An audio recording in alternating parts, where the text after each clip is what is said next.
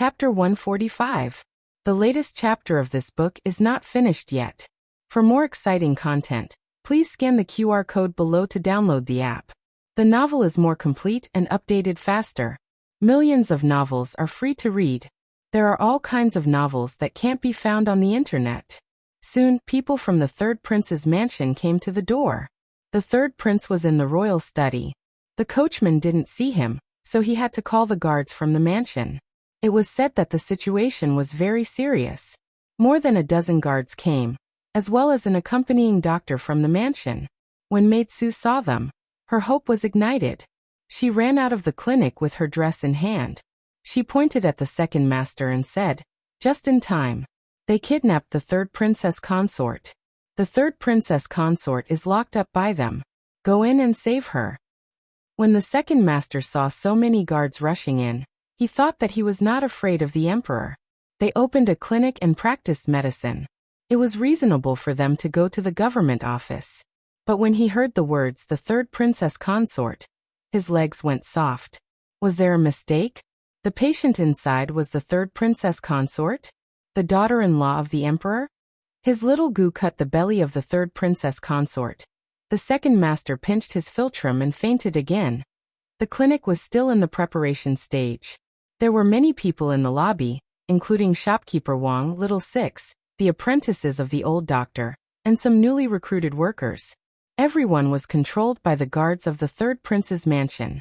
The leading guard was about to rush into the wing room to save the third princess consort, when the door of the wing room creaked open. The third princess consort grabbed Gu Jiao's hand and walked out with difficulty. Her other hand instinctively covered the wound. Her face was still pale, but she was much better than when she was half dead in the carriage. The guard saw her and bowed to her apologetically. The third princess consort glanced at the crowd coldly. She said weakly but with the same vigor, "Are you all against me? Why aren't you releasing him?" The guards looked at each other. The effect of the anesthetic was slowly wearing off. The third princess consort felt the pain from the wound. But as Gu Jiao said, it was bearable. She could clearly feel that she had narrowly escaped death. She looked at the guards in the room coldly. "What? My words don't work, do they? Who gave you the guts? When I get back, I'd like to ask His Highness if he was the one who told you to look down on me." This subordinate dares not. The leader of the guards sheathed his sword and made a gesture to the others. Everyone let go of the people from the medical center and sheathed their swords. Maid Sue walked over worriedly. "Third princess, are you okay?" The third princess consort leaned on Gu Jiao weakly. "I don't have the strength to hit you now. I'll deal with you when we get back." If not for the fact that the operation was over, this girl would have killed her by barging in with her men. Of course, Gu Jiao had considered this, so she ended the operation as soon as possible. The third princess consort didn't know about Gu Jiao's thoughtfulness, but she was grateful for her actions tonight. Gu Jiao not only saved her life, but also her dignity. "Miss Gu, goodbye," she said weakly. Gu Jiao said, "Take out the stitches in 7 days." The third princess consort nodded with difficulty. "Okay, I'll keep it in mind." She was about to collapse at any moment. Maid Sue and Maid Lu hurriedly took her from Gu Jiao and helped her into the carriage to return to the residence. 7 days later, the third princess consort didn't come to take out the stitches. Gu Jiao wasn't worried. Since she was the third princess consort, there must be a doctor with excellent medical skills in the mansion. There were also imperial doctors in the palace. Taking out the stitches wasn't a problem for them. On a sunny morning, the medical center opened for business. The whole family got up early to support the medical center. Even the old lady who always stayed in bed until late in the morning got up. However, because the Imperial College and the Qinghe Academy weren't on holiday today, Gu Jiao refused the four people's request for leave. She appreciated their kindness. The four people thought, "Why is it so difficult to skip class?" The four brothers went to the Imperial College and the Academy with their bags of books in their arms. The old lady didn't have anything to do, so she got into the carriage sent by the second boss and went to the medical center together. The signboard of the Miracle Hands Hall had already been hung up. They were just waiting for Gu Jiao to take off the red cloth. Gu Jiao didn't pretend to be pretentious. She lifted her hand and took off the red cloth. On the simple and elegant signboard, there were 3 large golden words, Miracle Hands Hall. The second boss was very happy. Although he didn't have Rejuvenation Hall, he still had the Miracle Hands Hall. He was still the second boss in name. Gu Jiao was also very happy. The capital's expenses were so high. It wasn't good to just sit around and eat until it ran out. With the medical center, they could start making money. With money, they could send the 4 men in the family to more books and better schools. The 4 people who were suffering in the classroom sneezed in unison. On the first day of the medical center's opening, all patients were treated for free. All herbs were 20% off, and all supplements were 50% off. In addition, a bowl of secret longan and red date tea was given for free. This tea was made with high-quality dried red dates and longan meat. It also had wolfberries. It could replenish the qi, nourish the blood, and beautify the skin.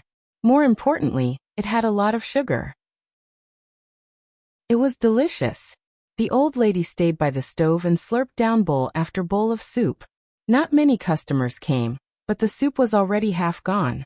The girls' school was also starting today. Gu Jinyu also woke up very early. When she dressed up and went to pay her respects to her parents, she saw that the Marquis Gu and Yao Shi had also gotten ready. They were dressed appropriately and looked like they were about to go out. Gu Jinyu was slightly taken aback. "Father, mother, you are." The Marquis Gu smiled. "Isn't the girls' school starting today?" Gu Jinyu understood. "Father, mother, are you sending me to the girls' school?" Recently, the relationship between her parents seemed to have become tense. Her mother seemed to have changed into a different person. She started to fight with concubine Ling in all sorts of ways, causing her to show less concern for her. She couldn't help but show a happy expression. "Father, mother, you're so nice." The Marquis Gu patted his daughter's hand dotingly. "All right, it's getting late. We should set off. Don't be late." If they were late, they wouldn't be able to see the famous scene of that brat entering the girls' school. He must let his wife see with her own eyes how hard he worked for that brat. "Hurry, hurry, madam." If they were late, the surprise would be gone. He had been telling Yao Shi about the surprise since last night. Yao Shi had thought it was something big. So it was to send Jinyu to school? On the way, Yao Shi's mood was not very high. As Jinyu's mother, logically speaking, she should be excited about Jinyu entering the school.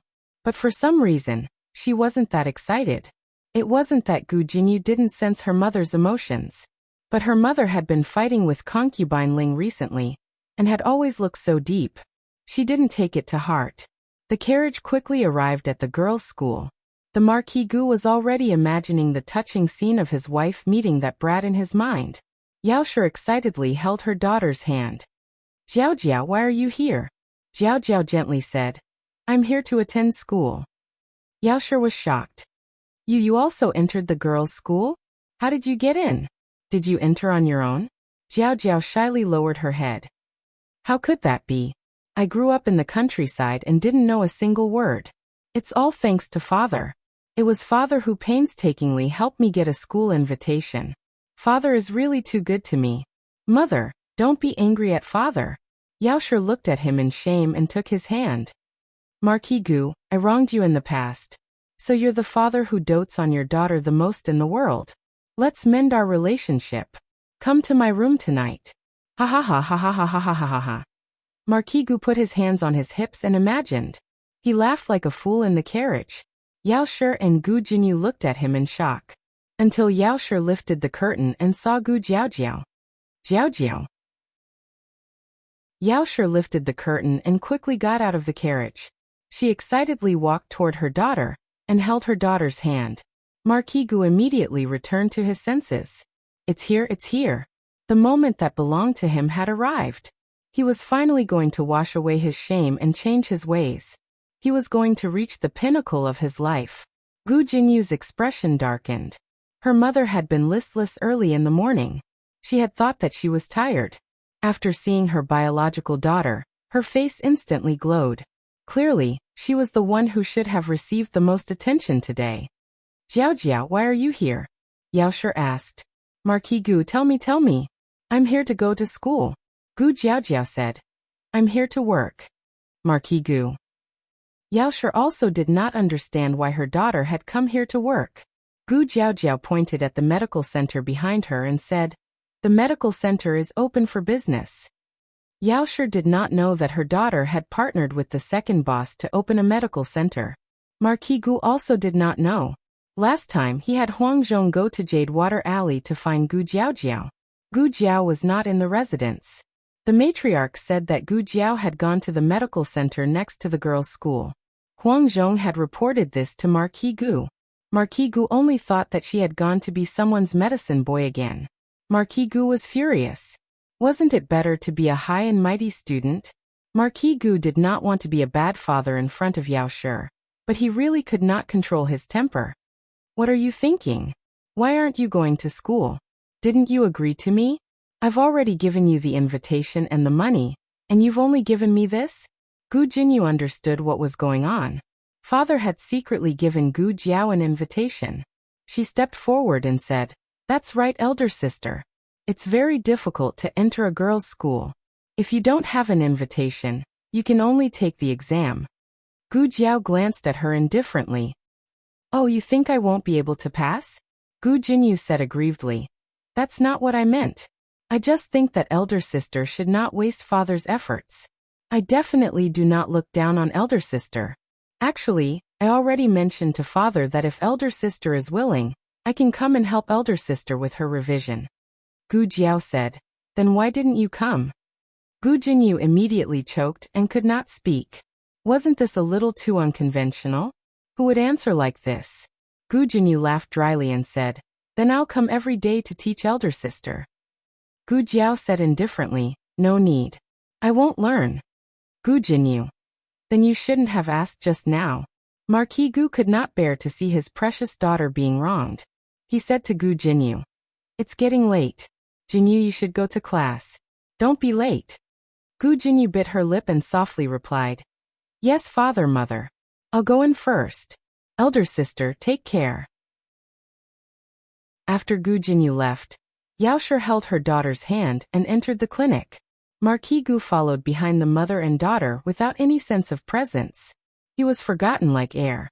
Second master was very considerate. He had prepared a courtyard in the back room for Gu Jiao. The side room had its own secluded little courtyard. The mother and daughter entered the courtyard. Marquis Gu followed but was hit in the nose by the closed door. Marquis Gu's nose instantly swelled like a pig's. After entering the room, Gu Jiao took Yao Shi's pulse. Without the devil's snare flower's influence, Yao Shi's pulse was much better. Yao Shi's depression and hysteria were not caused by the devil's snare flower, but the devil's snare flower did worsen Yao Shi's condition. Thinking about it this way, it was fortunate that she had resolutely moved out of the Marquis's residence. Otherwise, she might not have survived until the day Gu Jiao appeared. After that, the two talked about the residence. There was an urgent mission in the military camp. Gu Chongqing had not returned to the Marquis's residence for many days. Although Gu Chongqing had let Gu Chenglin out of the ancestral hall, he still could not get out of bed. Gu Chengfeng went to school every day. Without Gu Chenglin stirring up trouble, he was much more well-behaved. The only one who had a headache was concubine Ling. However, it was not Yao Shi who had a headache. It was she who had a headache over Yao Shi. Yao Shi had been going to Pine Crane Courtyard more often recently. She did not miss a single visit in the morning. Old Madame Gu found pleasure in setting rules for her daughter-in-law through Yao Shi. Every time, she would call Yao Shi in front of her and put on the airs of a mother-in-law. However, she was putting on airs in the room. Outsiders did not know that Yao Shi was being set rules by old Madame Gu. They only saw her going to old Madame's room more often and thought that she was suddenly favored. In addition, every time she came out of old Madame Gu's room, she looked like she had gained a lot. Anyone who saw it would think that the relationship between the mother-in-law and daughter-in-law was very good. The servants in the residence were used to seeing people's expressions. Once Yao Shi was favored, the direction of the situation changed. In the beginning, it was only Yao Shi who received more charcoal than concubine Ling. Gradually, Yao Shi's 3 meals a day were more sumptuous than concubine Ling's. Even the servants' winter clothes were prepared in Yao Shi's courtyard before concubine Ling's courtyard. This was something that would never have happened in the past. However, concubine Ling had been in charge of the household for many years. She had some skills. She was bullied to this extent by Yao Shi, but she was still able to remain calm. Yao Shi suspected that the rumors against her were all spread by concubine Ling. Perhaps the previous madam's death was also related to concubine Ling. Unfortunately, Yao Shi did not have any evidence. She's so calm. It's very difficult for me to find anything that can be used against her. This was Yao Shi's first time fighting in the residence. She lacked experience. At this time, the matriarch, who had been sleeping in the inner room, yawned and walked out. She threw a bag of medicine in front of Yao Shi. Use this. Digression, a certain empress dowager. You can't do anything, but you're number one in the palace. The newest chapter of this book is not finished yet. For more exciting content, please scan the QR code below to download the app. Novels are updated even faster. Millions of novels are free to read. Novels with content that can't be found online are all available here. https://www.zhhbqg.com/89642_8964286/114657987. HTML Genius remembers this website's address in 1 second. www.zhhbqg.com Bikuga mobile reading website. Chapter 146. The newest chapter of this book is not finished yet. For more exciting content, please scan the QR code below to download the app. Novels are updated even faster. Millions of novels are free to read. Novels with content that cannot be found online are all available here. The mother and daughter looked strangely at the bag of medicine on the table. For a while, they did not know what the matriarch had given them. What is this? Yao Shi asked. The matriarch stretched and lazily sat down in a chair. Arsenic. Yao Shi choked. Gu Jiao also nearly choked. If she did not remember incorrectly, the matriarch had casually taken it out of her pocket, right? Were all the matriarchs these days so hardcore? She even carried arsenic with her? Where did you get the arsenic? Gu Jiao looked at the matriarch and asked. The matriarch felt a little guilty from being stared at. She gently coughed and said, It's that rat medicine. She vaguely said the word but Gu Jiao still understood. She said it was for sale. A few days ago, Gu Jiao found that there were rats in the house, so she used the arsenic to make some rat medicine. The rat medicine was gone, and the rats did not appear again. She thought that the rat medicine had all been eaten by the rats. It turned out that the matriarch had taken it and sold it. Selling the wound medicine could no longer satisfy your needs, right? You're even selling rat medicine now? The matriarch cleared her throat. The medicine is quite effective. Everyone in the neighborhood has a bag. Gu Jiao, you've already made it so that everyone in the alley has a bag. The corners of Gu Jiao's mouth twitched. Aya, it smells so good. Is it time to cook? I'm going to the kitchen to take a look. The matriarch slipped away. Yao Shi stood up. That's right, it smells so good. I'm also going to take a look. Gu Jiao's gaze fell on the bag of medicine in her hand. Bringing arsenic into the kitchen was very scary, all right? Yao Shi awkwardly smiled. Holding the bag of medicine in her hand, she said, I threw it away. Oh. Gu Jiao pretended to believe her. Yao Shi chased after the matriarch, and the two went to a secluded corner. Yao Shi raised the bag of medicine and humbly asked for advice. My child's grandaunt, how exactly do you use this? The matriarch first gestured to give the medicine, then gestured to raise her head to drink. She winked at Yao Shi. Go through the motions, do you understand? With only the two of you, she won't be able to explain herself. Yao Shi seemed to understand. But how do we get rid of those maidservants? Concubine Ling always had her trusted maid by her side. Of course, you can't get rid of her maidservant. Get rid of her yourself. As the matriarch spoke, she leaned close to Yao Shi and whispered into her ear. Do you understand? Yao Shi suddenly realized. Brilliant, truly brilliant. After Yao Shi came up with a plan, she impatiently left. Watching Yao Shi excitedly leave, The matriarch sank into deep confusion. What exactly did I do in the past? Why are you so full of evil tricks? Yaoshi took the arsenic and returned to the manor.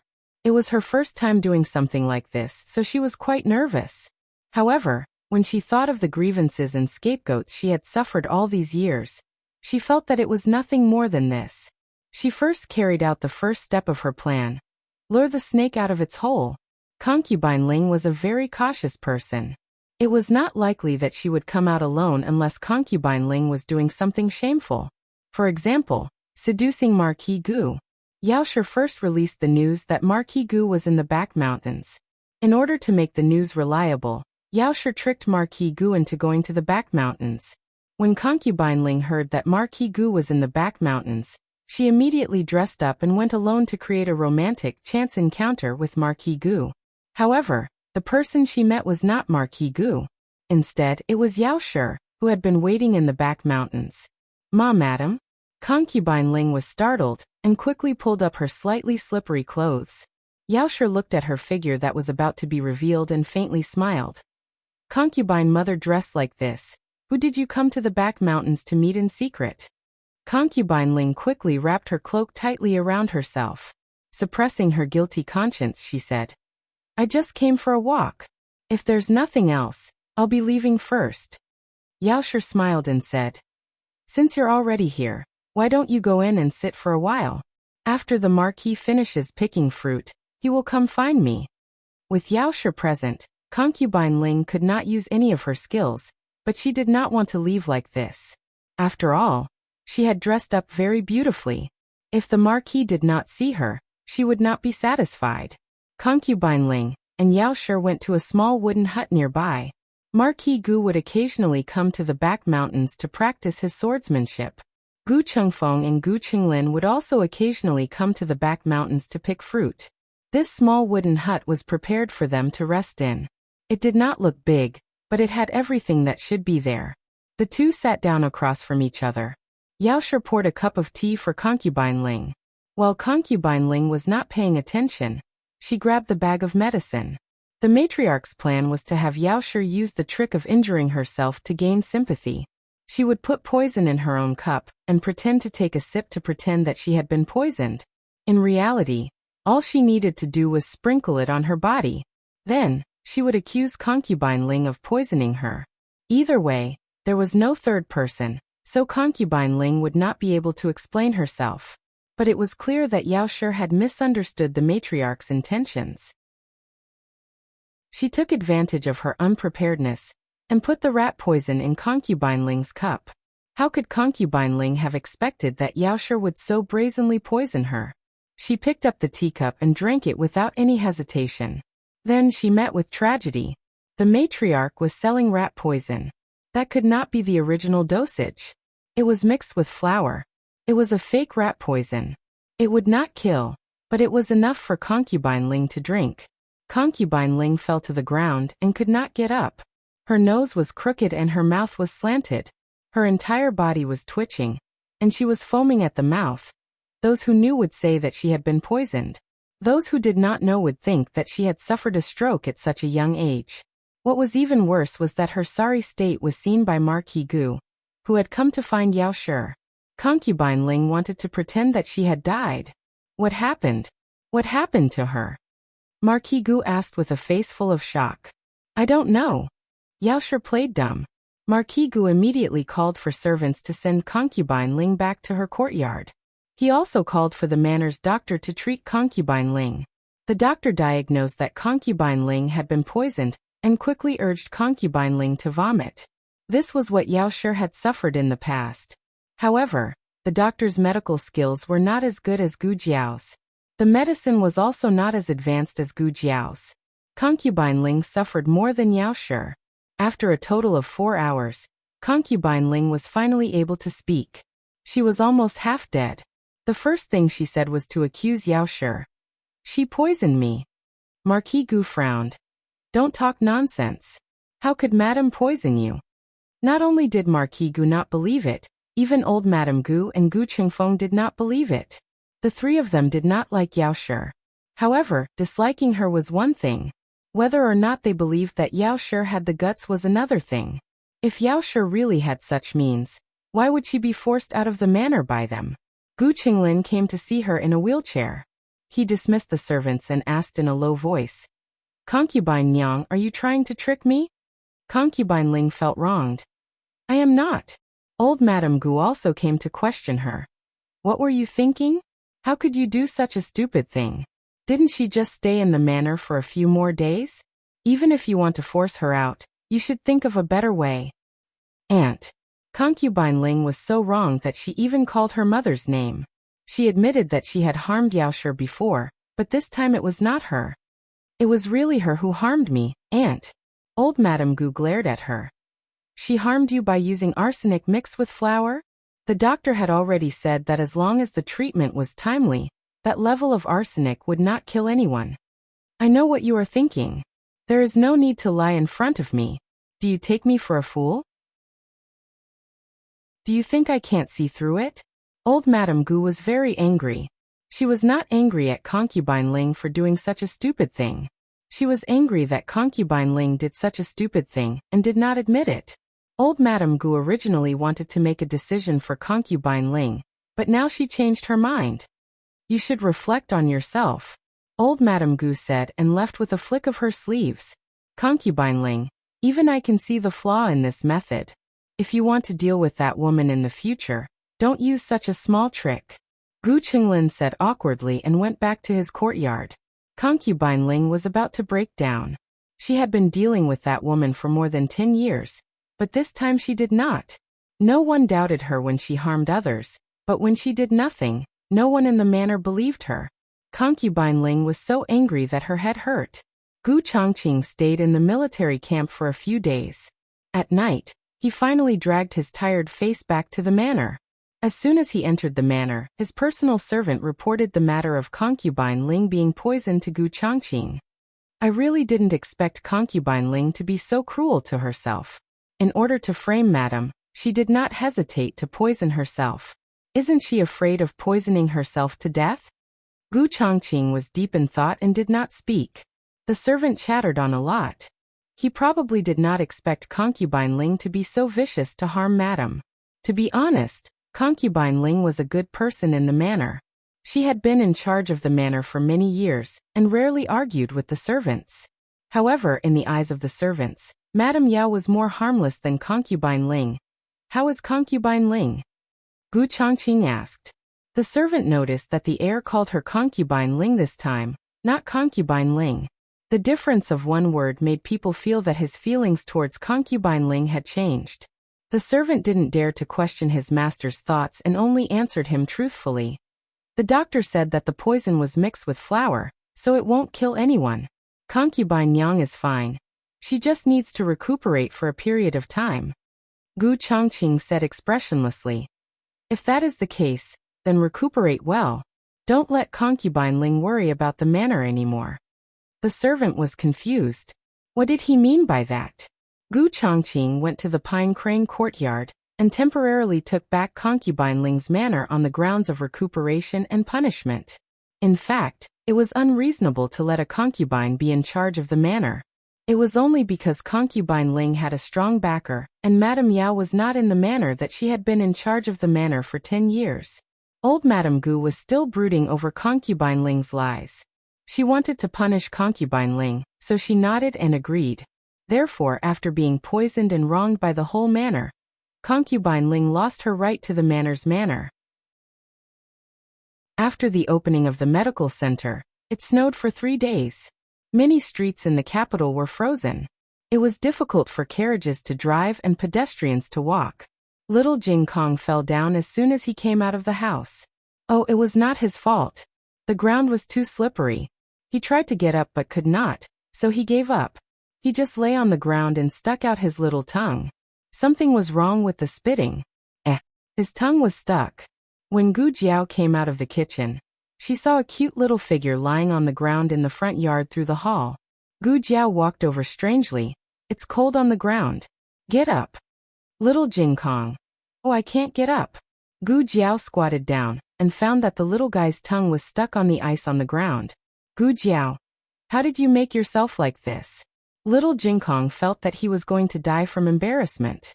Jiao Jiao had actually seen his embarrassing appearance, which seriously affected his heroic and handsome image. He tried to pull his tongue out. Gu Jiao said, "Don't move." Pulling it out by force would hurt his tongue, so Gu Jiao went to the kitchen to get warm water. Before she finished, Xiao Lulang came out of the study. He saw the little guy on the ground and squatted down to look at the little guy's embarrassment. Little Jingkong went crazy. "Ah, bad brother-in-law, you're not allowed to look." Soon Gu Yan and Gu Shaoshan came out too. The two of them also came over to look. Gu Yan was laughing so hard. Gu Shaoshan usually didn't laugh unless she couldn't hold it in. Like now. Little Jingkong was so angry. Bad guy, bad guy, bad guy, all adults are bad guys. After what seemed like a century, little Jingkong finally got warm water from Gu Jiao to save his tongue. His tongue was numb and he couldn't feel it. Gu Jiao picked him up. He was ashamed and indignant. He felt that he had no face left. He covered his face with his small hand and plunged into Gu Jiao's arms, turning the back of his head to the others. Little Jingkong always ate alone in the house. He didn't eat with these bad adults who laughed at him. This was the first time the little guy threw a tantrum. Although it was a little heartless to say this, the little guy looked so cute when he was upset. It's time to go to school. Xiao Lulang held back his laughter and came over to call him. Little Jingkong pulled the quilt and buried his little head in it. "I'm not going to school with you.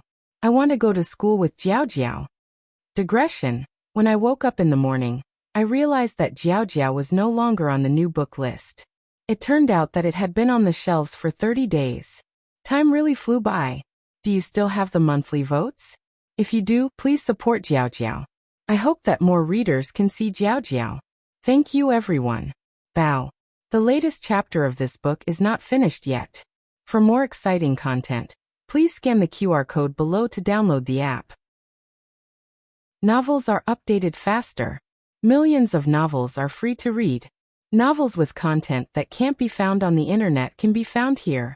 https://www.zhbqg.com/89642_896428226/114628290. HTML Genius remembered the website address in 1 second. www.zhbqg.com Bikugo mobile reading website. Chapter 147. The latest chapter of this book is not finished yet. For more exciting content, please scan the QR code below to download the app. The novel will be updated at a faster rate. Millions of novels can be read for free. There are all kinds of novels that can't be found online. Little Jingkong was very determined. Xiao Lulang had no choice but to go to the Imperial College by himself. Little Jingkong closed the door tightly. Gu Jiao knocked on the door. "Can you go to school now?" Little Jingkong asked from behind the door. "Have they all left?" Gu Jiao said softly, "Yes." Little Jingkong snorted. "Bad brother-in-law has left. Brother Yen and Brother Shaoshan have also left?" Gu Jiao nodded. "Yes, they have all left." Little Jingkong opened the door slightly, but he didn't come out immediately. Instead, he stuck his head out of the door and looked around. After making sure that no one was around, he walked out with his school bag. Probably because she was still shy, her little face was flushed red. In order to cover up his embarrassment, he tried his best to look serious and mature. He walked in front with a domineering aura, looking cute and fierce. It was very slippery all the way. In order to prevent the little guy from falling again, Gu Jiao carried him all the way to the entrance of the Imperial College. Aya. Little Jingkong's face was completely red. He was a mature child. He could be hugged at home, but not outside. However, he really liked Jiao Jiao's hugs and couldn't bear to reject it. Gu Jiao carried him to the entrance before putting him down. Little Jingkong was intoxicated.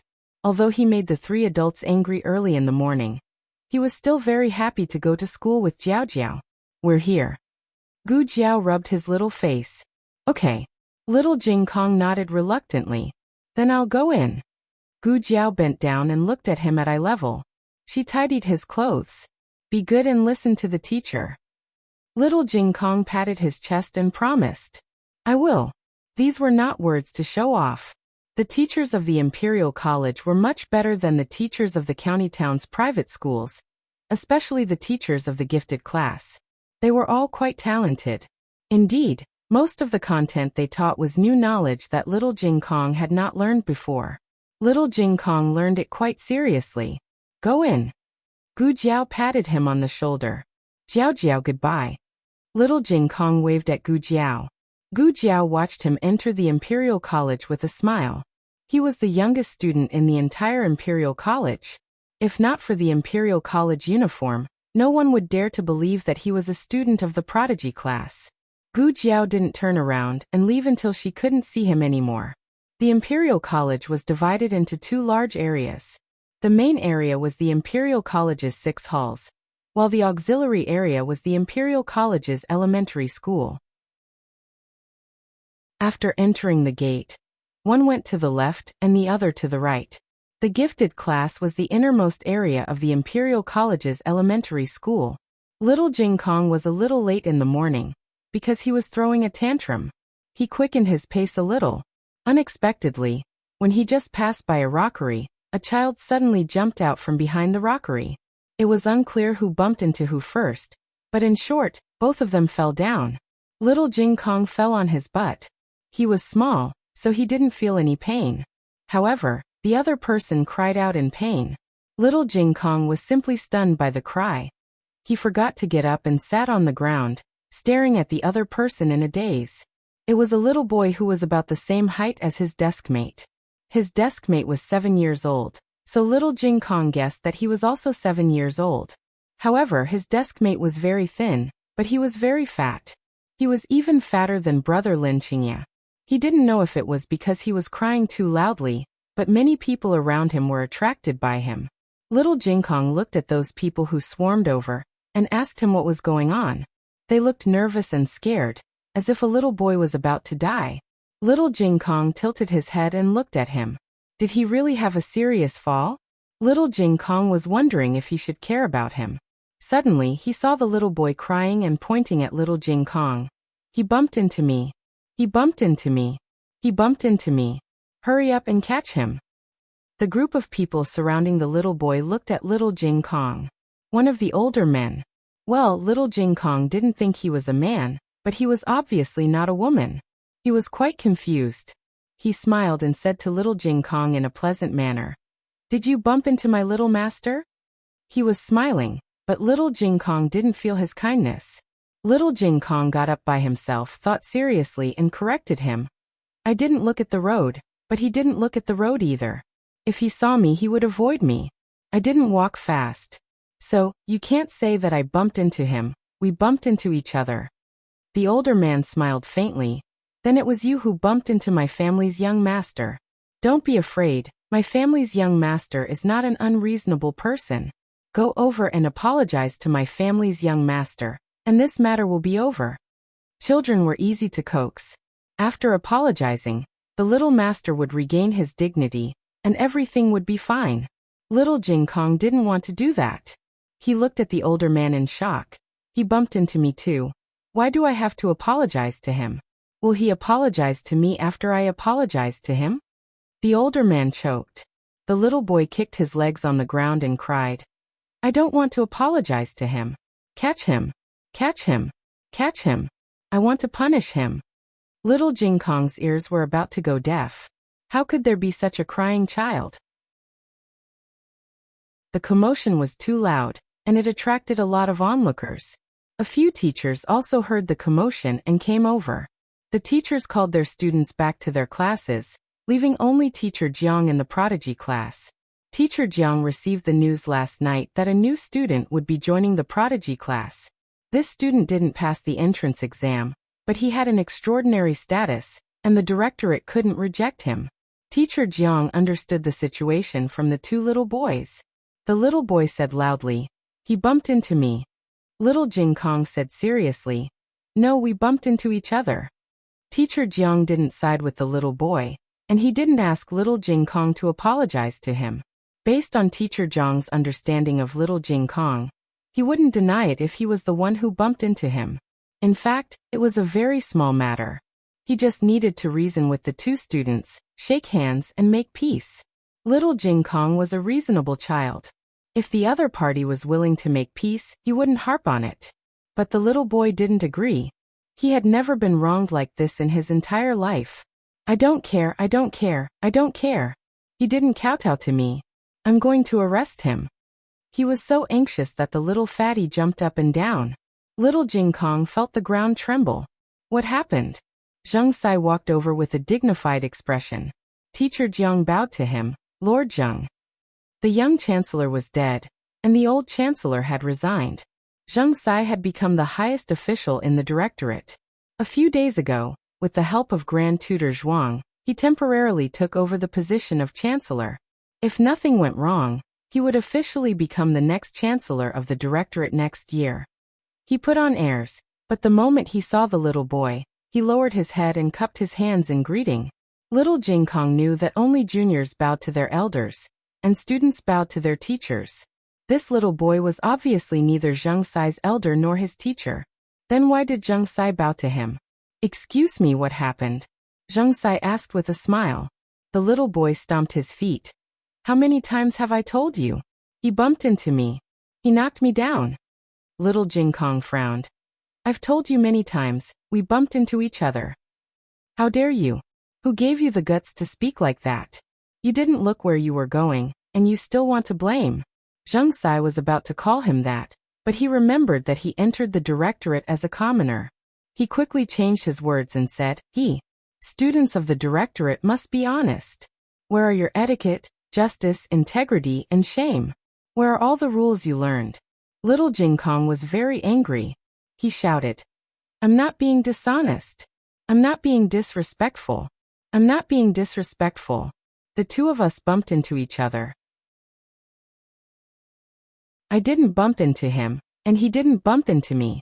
We bumped into each other at the same time. Why didn't anyone listen to him properly? Wasn't his voice loud enough? Wasn't his height tall enough?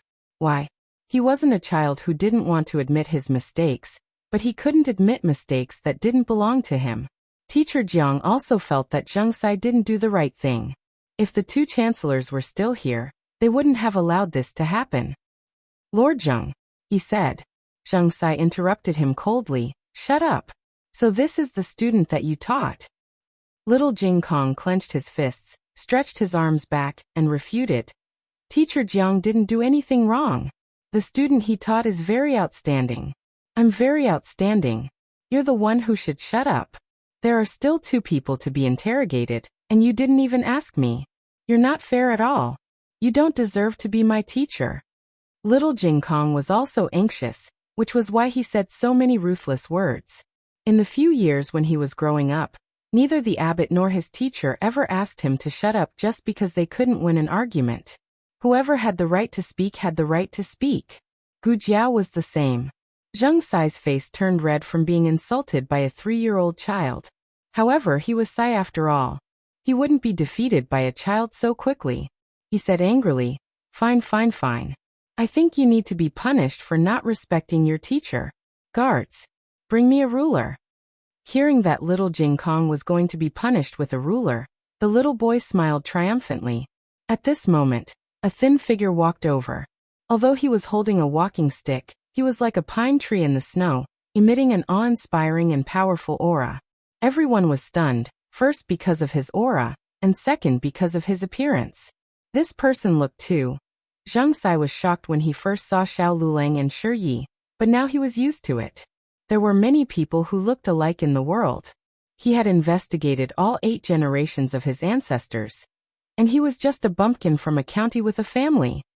He had nothing to do with the little Marquis of Zhaodu. Xiao Lulang said indifferently, Who is Zheng Sai going to punish with the ruler? Zheng Sai frowned. He didn't like Xiao Lulang, but Royal Princeton liked him. He said impatiently, Mind your own business. Brother-in-law. Little Jing Kong didn't feel wronged at first, but when he saw Xiao Lulang, he felt wronged. He rushed over and hugged Xiao Liulang's thigh, his eyes red. Xiao Lulang rubbed his little head and protected him in his arms. His cold eyes swept across the crowd. When he saw the little boy, there was no change in his eyes.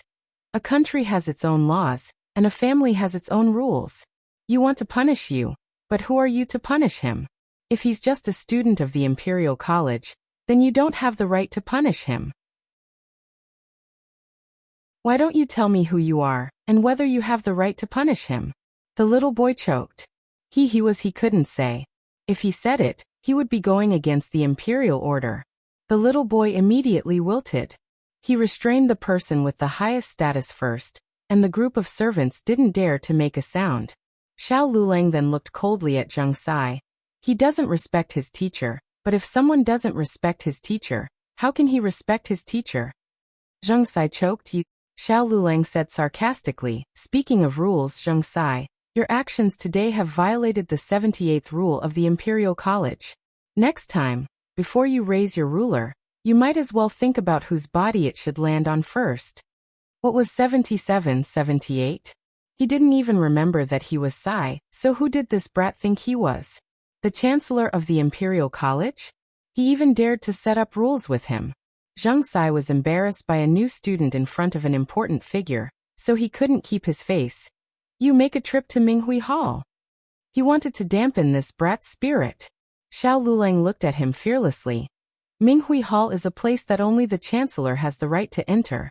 Is Lord Sai already the Chancellor? Zheng Sai was so angry that he fell backwards. This brat actually mocked him for not being the real Chancellor. Xiao Lulang said, I have to go to class. Substitute Chancellor, take care. The last sentence was like a machete stabbing into his heart. Zheng Sai felt that his chest was in pain. Xiao Lulang didn't care about this group of people anymore. He held little Jing Kong's hand and sent little Jing Kong to his classroom. Little Jing Kong wasn't a delicate child. He was already fine, but he was still a little depressed. What's wrong? Xiao Lulang asked. Little Jing Kong raised his head and asked seriously, why didn't they listen to me properly? Am I too young and they can't hear me?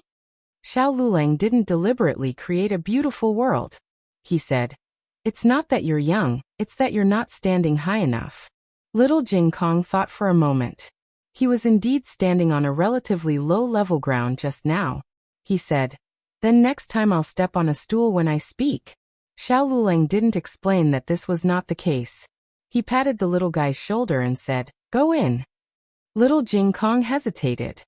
He took out a small stone from his pocket and muttered, my little stone said that it doesn't want to go to class today. Xiao Lulang heartlessly confiscated the stone. If it doesn't want to go, you go. Little Jing Kong, who failed to play truant, was speechless. The latest chapter of this book isn't finished yet. For more exciting content, please scan the QR code below to download the app. Novels are updated faster and more complete. Millions of novels are free to read. Novels with content that can't be found on the internet are all available here.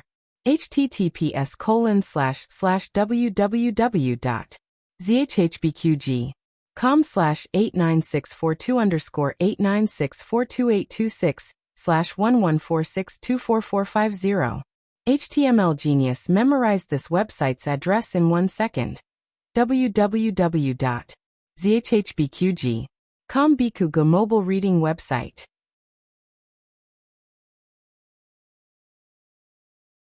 Chapter 148. The latest chapter of the book is not finished yet. Please scan the QR code below to download the app. Novels are updated faster. Millions of novels are free to read. Novels with a deeper meaning that can't be found online are available here. Not long after little Jing Kong sat down, the boy also entered the class. Teacher Jiang arranged for him to sit in the middle row. Little Jing Kong was small, so he sat in the first row. Maybe Xiao Lulang hit his soft spot, or maybe they were far apart, but the first day passed peacefully. Teacher Jiang introduced the new student as Chuyu. In fact, his name was Qin Chuyu. Qin Chuyu spent a torturous day in the Imperial College. He couldn't understand Teacher Jiang's class at all, and he couldn't even sit still. When school was finally over, he didn't even take his school bag with him and rushed out of the Imperial College. He came to school with a hidden identity, so the people who came to pick him up also came in disguise. Your Highness. The coachman greeted him in a small voice. Your Highness? So annoying. Qin Chuyu frowned impatiently, and got into the carriage. Inside the carriage, the crown princess, who was wearing a golden gauze dress, was sitting on the couch reading a book. She looked dignified, elegant, and beautiful. Seeing the angry Qin Shiyu, she put down the book in her hand and looked at him gently. "What's wrong? Who bullied little Qi?" Qin Shiyu sat down beside the crown princess and said angrily, "Sister-in-law lied to me. The Imperial College is not fun at all. I shouldn't have gone if I knew." "Are you still angry about what happened this morning?" The crown princess had been waiting here for a long time, so naturally, someone reported to her about Qin Shiyu's situation. "I heard that it was a 3-year-old child. You're a prince. Don't you have any tolerance?" "Who said I didn't?" Qin Shiyu put his hands on his hips. The crown princess smiled. "I knew little Qi was the most obedient. He wouldn't argue with ordinary people." Of course. Qin Shiyu didn't expect to be praised so highly. He couldn't take it off. However, he still didn't want to go to school. The classes at the Imperial College were too difficult. The students weren't allowed to be distracted or take breaks. After a whole day, his neck was aching. However, he couldn't say that he didn't understand. That would be too embarrassing. He suddenly thought of that 3-year-old kid. Why did he seem to understand?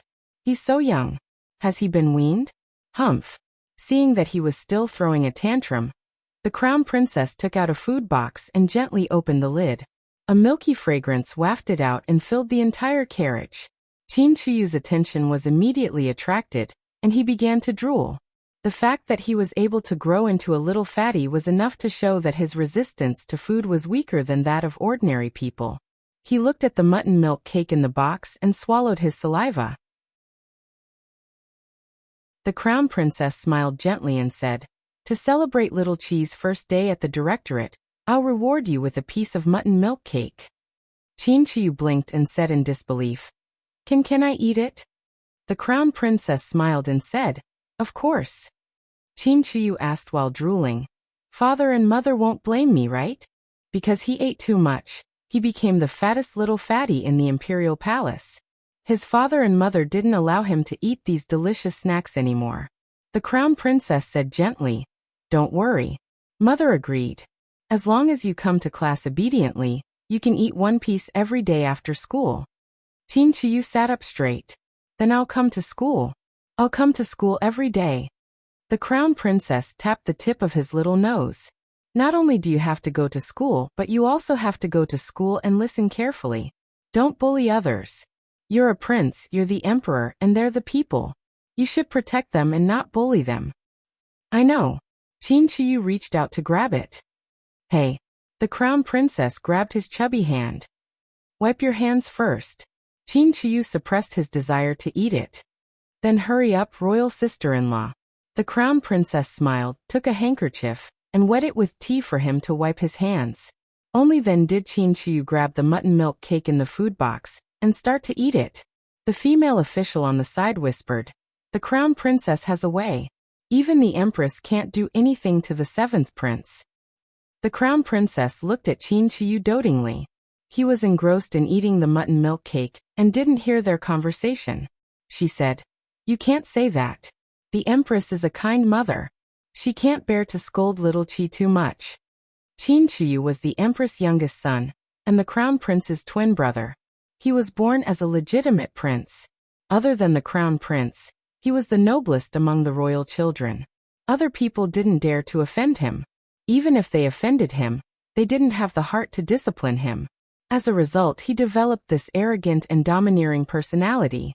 The emperor was busy with the court, and came to the harem less and less in recent years.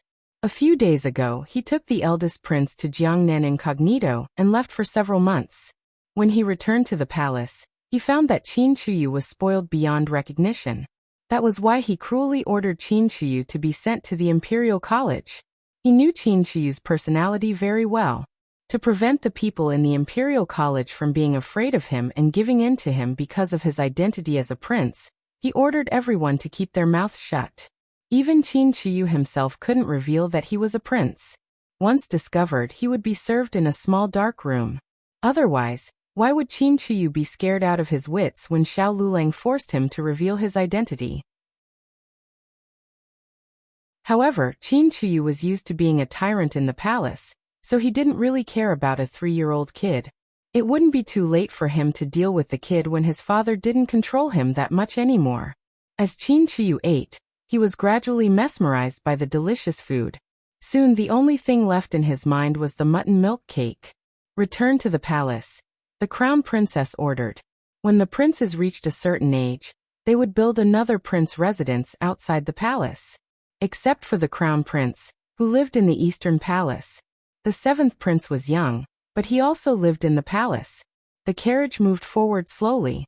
As it drove away from the imperial college, the crown princess inadvertently glanced at it. Coincidentally, Xiao Lulang came out of the imperial college with little Jing Kong. The crown princess's pupils contracted when she saw that familiar handsome face. She pulled open the curtain of the carriage window and looked at the white-clothed young man in the crowd with shining eyes. She murmured in disbelief, "How can it be? Jiao Jiao." Accompanied by a crisp call from little Jing Kong, a young girl in green clothes with a small basket on her back walked over. The young girl didn't wear a veil. Her clothes were simple and plain. It wasn't shabby, but it wasn't noble either. Her long hair reached her waist and was as black as satin. She used a white magnolia hairpin to tie her hair into a bun on top of her head. She was a beautiful and cold young girl. The young girl had a red birthmark on the left side of her face, but she didn't care about it at all. She calmly walked through the strange gazes. The young girl came to the little guy and the young man from the imperial college and pinched the little guy's face. Only then did the crown princess notice that the little guy was also unbelievably cute. However, she didn't associate him with the little guy who offended Qin Chuyu for the time being. Jiao Jiao, Jiao Jiao. Little Jing Kong was overjoyed to see Gu Jiao. Gu Jiao rubbed his little head. It had snowed on the way here. Although it had stopped now, snowflakes still fell from her hair. Xiao Lulang hesitated for a moment. Then, he reached out with his slender fingers and gently plucked the snowflakes from her hair. Gu Jiao didn't move and obediently let him do it. She looked rather obedient. The scene of the family of 3 was so heartwarming that it was a bit dazzling. The crown princess pinched her fingertips. Then, she saw the young girl take out a bag of hot sugar-fried chestnuts from the small basket on her back and hand one to him. The young man ate it without hesitation. "Is it good?" Gu Jiao asked. "Yes, it's sweet," Xiao Lulang said.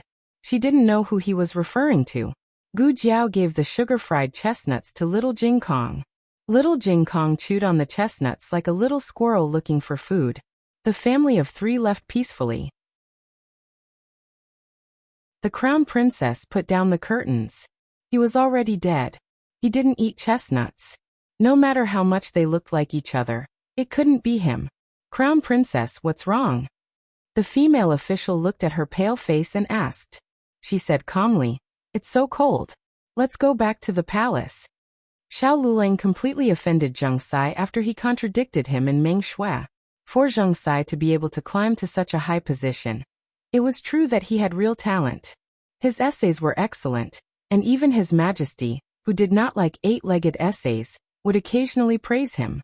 However, talent was one thing, and virtue was sometimes another.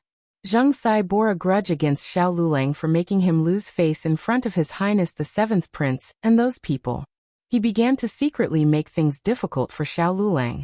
First, Xiao Lulang got the last place in the straightforwardness hall in the monthly exam. The Imperial College had a rule that anyone who failed the exam twice would be demoted. In other words, Xiao Lulang would be directly kicked out of the straightforwardness hall if he got the last place again. Although the teachers were puzzled as to why Xiao Lulang did so poorly, they believed that it couldn't be wrong since the substitute chancellor personally marked the exam papers. The exam was just the beginning. Soon, Xiao Lulang found that when he went to eat at the Imperial College, he always had less food than other people. Feng Lin said strangely, "That's not right. Why do you have so little food?" He said that he only had vegetables and didn't even prepare leaves. It was just a single vegetable leaf mixed with a big bowl of soup. After that, there would always be people who would inexplicably bump into Xiao Lulang. When he passed by the Quanshu winding corridor, a supervisor of the Imperial College bumped into him and splashed the ink on Xiao Lulang. "How can you walk?" Feng Lin shouted. I'm sorry. That person repeatedly apologized. This was already the third time today. That person was clearly being threatened. His entire body was trembling. Xiao Lulang glanced at him indifferently and didn't say anything.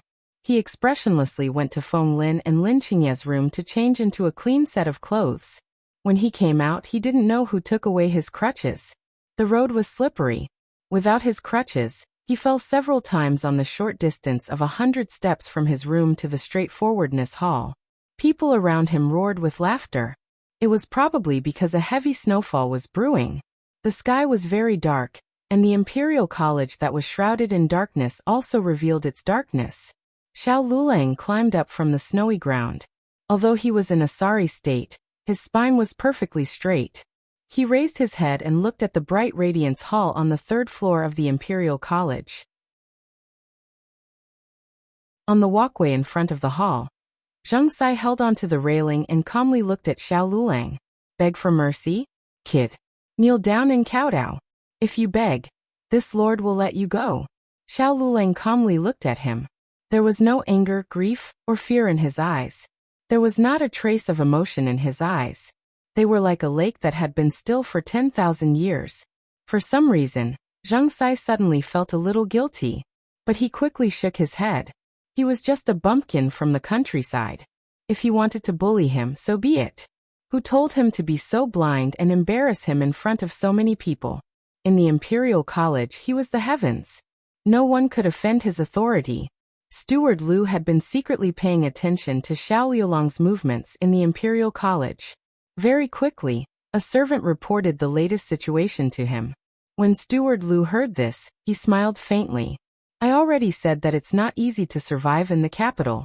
All right, go and meet this young master. There were no classes in Little Jingkong today. Xiao Lulang returned home from school alone. When he walked out of the Imperial College, Steward Lu had been waiting in the carriage for a long time. Steward Lu, the young master is here. The servant reminded him. Steward Lu got out of the carriage and came in front of Xiao Lulang. He smiled faintly and greeted him. Young master, we meet again. Xiao Lulang glanced at him. What do you want now? Steward Lu smiled. I heard about what happened at the Imperial College. Young master, you have suffered. Xiao Lulang said. There's no need to laugh at me. Steward Lu said. It's just Sai. The Marquis can crush him with his fingers. In fact, as long as the young master is willing to return to the estate, I can guarantee that there will be no such person at the Imperial College starting tomorrow. Xiao Lulang ignored him and walked in the direction of his home. Steward Lu smiled faintly. Young master, why bother? Yes, it was the Marquis who let you and your mother down. He didn't bring you back to the estate in time, but you can't blame the Marquis alone. You can't blame the Marquis for what happened 4 years ago. He only knew about it afterward. After he knew about it, he began to ask around about your whereabouts. The Marquis was very sad about your mother's death. He also heard about what happened to your eldest brother. Fortunately, you're fine. Xiao Lulang clenched his fists. Steward Lu advised him. The capital is more complicated than you think. Without a strong backer, you can only find that you can't do anything even if you want to stand out. This is only the beginning. If this goes on, you will be eaten until there are no bones left. So young master, you should obediently return to the estate with me. Isn't it good to be the son of Marquis Xianping? Why do you have to suffer outside? The latest chapter of this book is not finished yet. For more exciting content, please scan the QR code below to download the app. The novel is more complete and updated faster. Millions of novels are free to read. There are novels with connotations that can't be found online here. https://www.zhhbqg.com/89642_8964286/114594790. HTML Genius memorized this website's address in 1 second. www.zhhbqg.com Bikuj mobile reading website.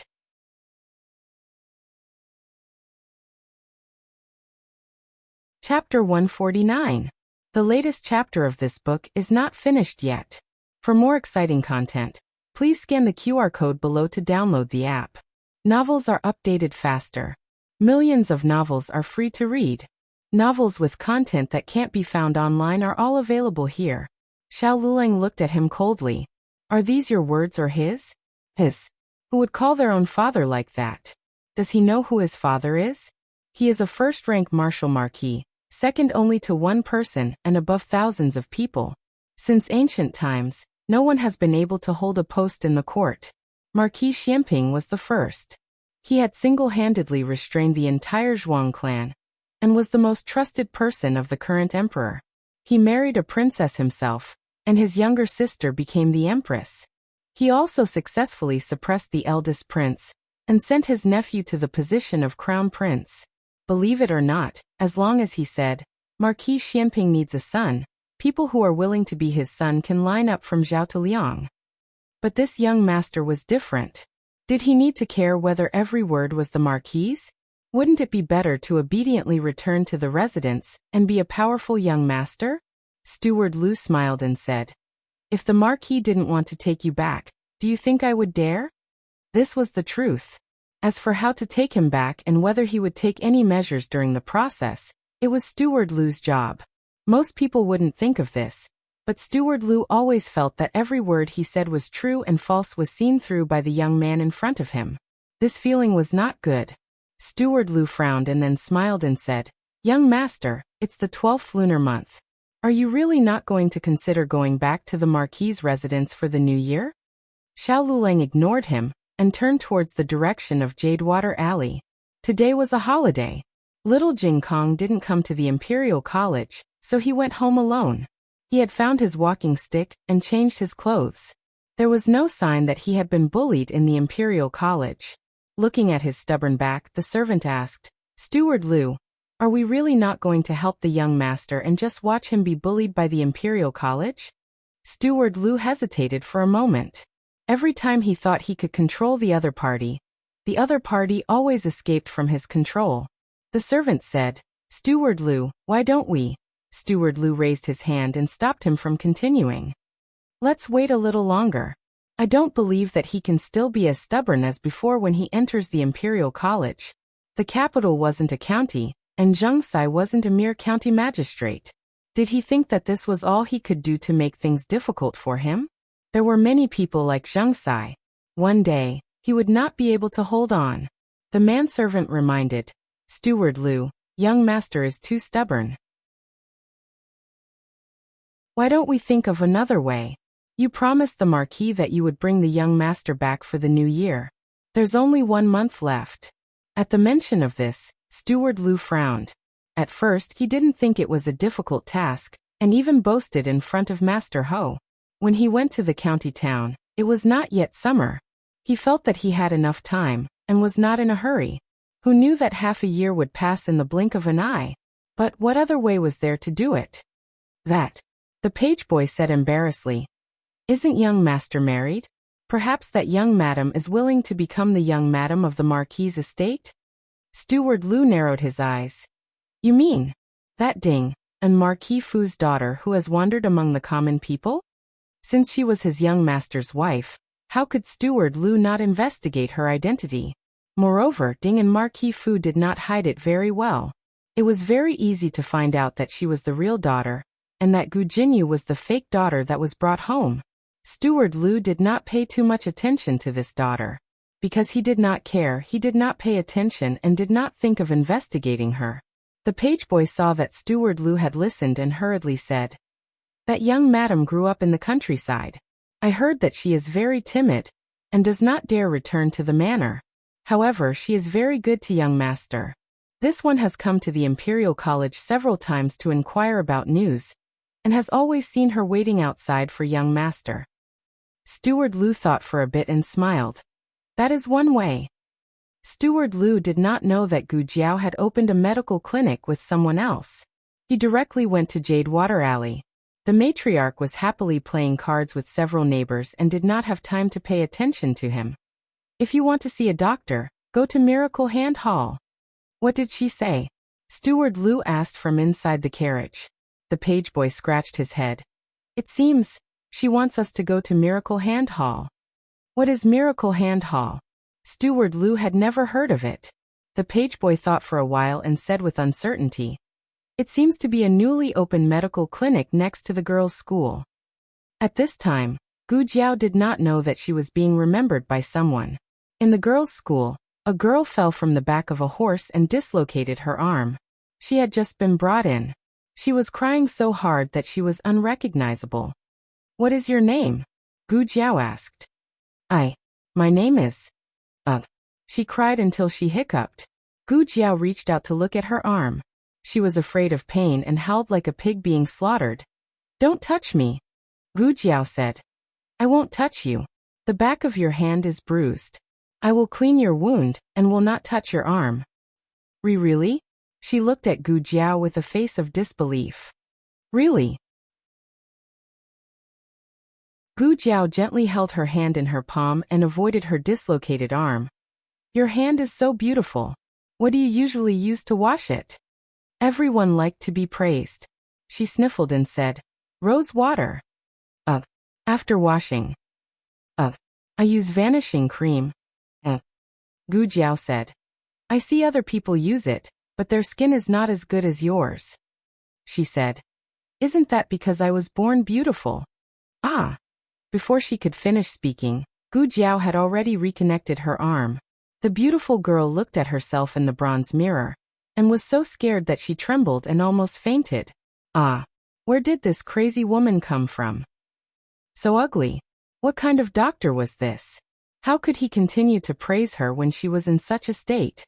The medical clinic had been open for many days, but there was not much business.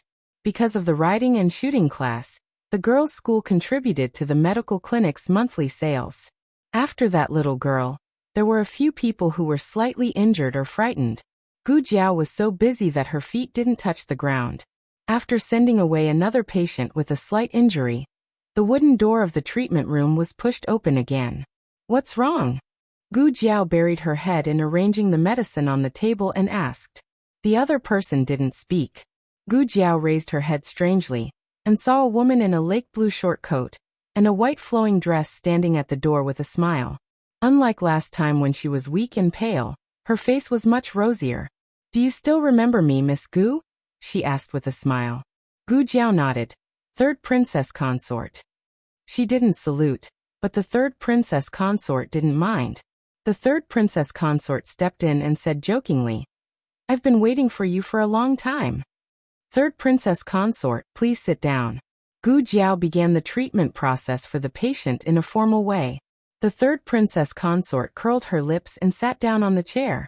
She put her hand on the table and gave it to her. "Let me take a look at the wound first," Gu Jiao said. "Can we not do it here?" the third princess consort asked. "Okay." Gu Jiao took the third princess consort to her yard. This yard was left to her by the second boss. No one else had been here except for her and her family.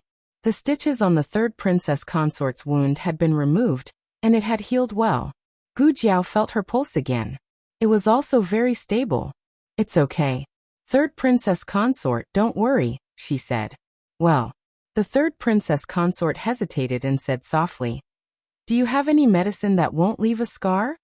She could use scar ointment and scar paste, but she didn't have these two medicines in her medicine box yet. Moreover, she couldn't use the medicine now. She had to wait until the wound healed completely. Gu Jiao paused and said, "I don't have any special medicine now. Come back in 3 days." "Okay," the third princess consort agreed. Seeing that she was cold, Gu Jiao took the kettle from the stove and poured a cup of hot tea for her. "Thank you." The third princess consort picked up the teacup and took a sip. Her body finally warmed up. She looked at the furnishings in the room and couldn't help but ask, "Do you live in the clinic?" Gu Jiao said, "No, I live nearby."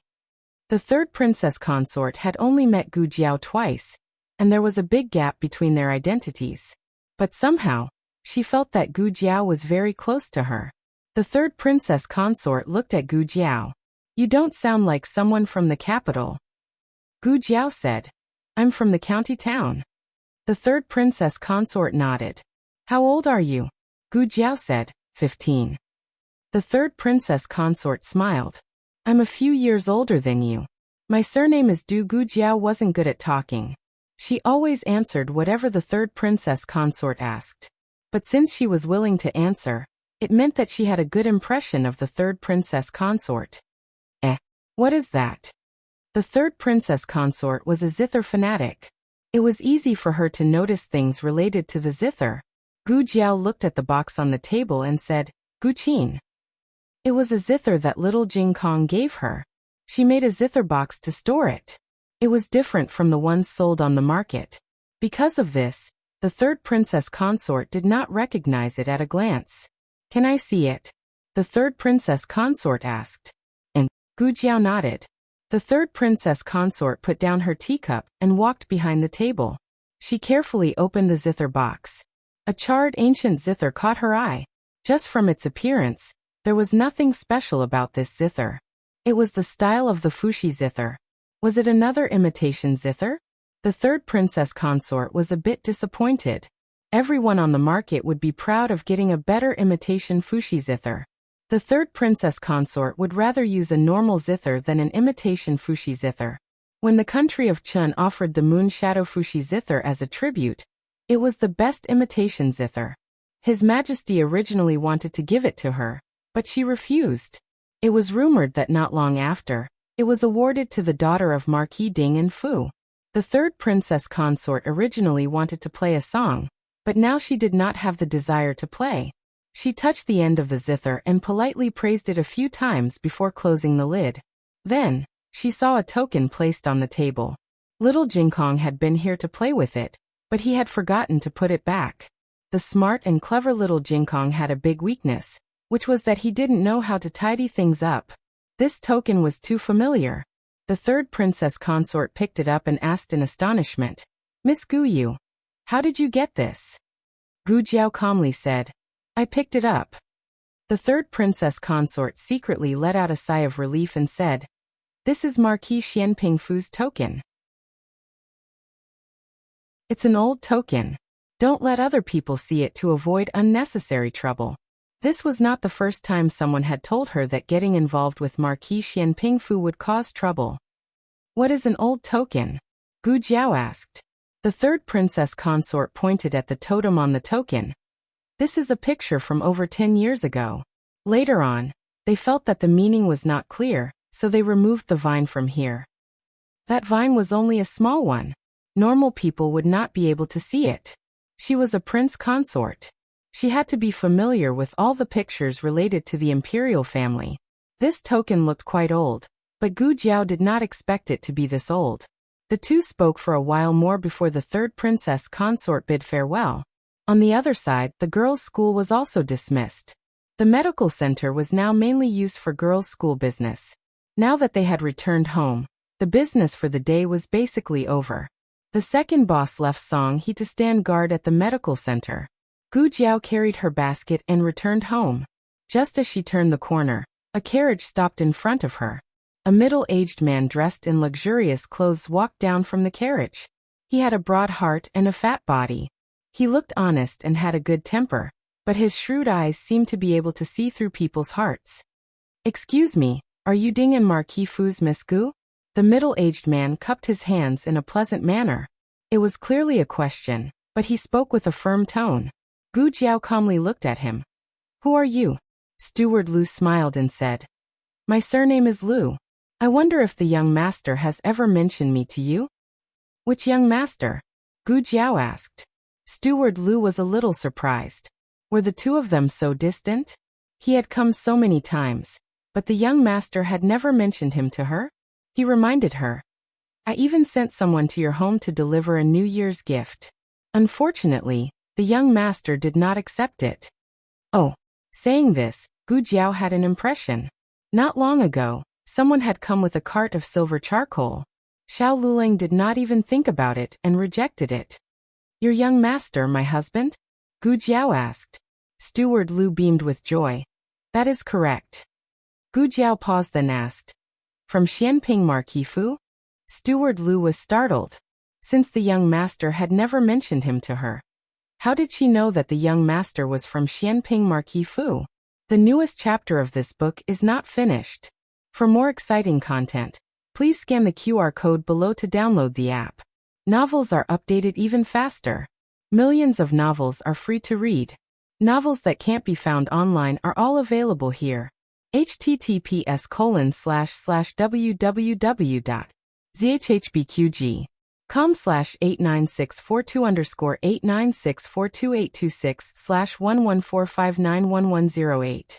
HTML Genius 1 second. Remember this website address: www.zhhbqg.com. Bikuga mobile reading website.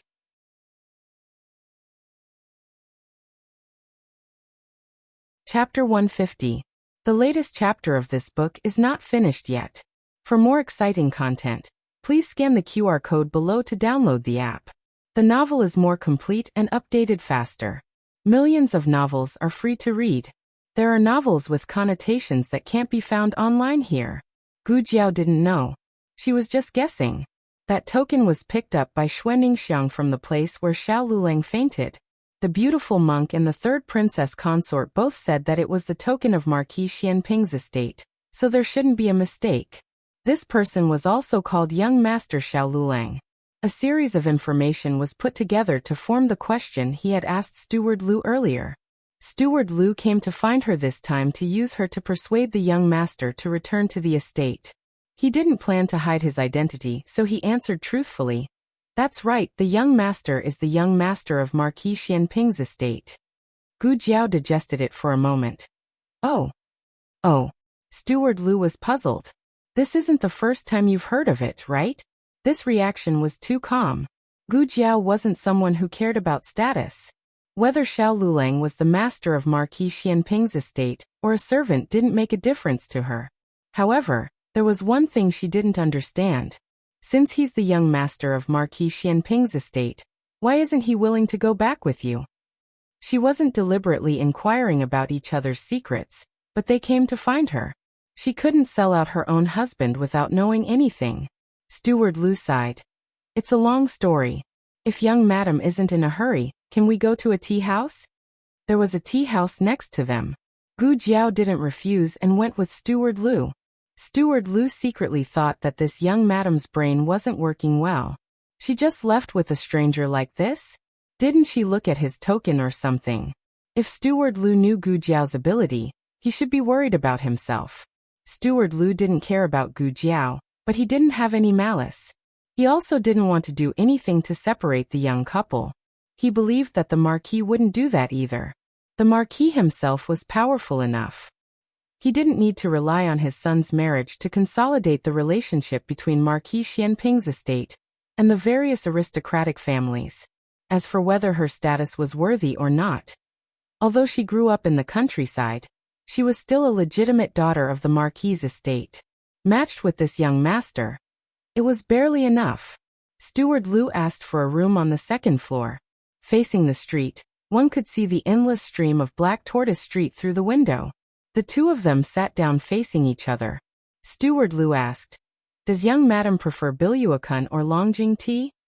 "It doesn't matter," Gu Jiao said. Steward Lu smiled and brewed a pot of Longjing tea.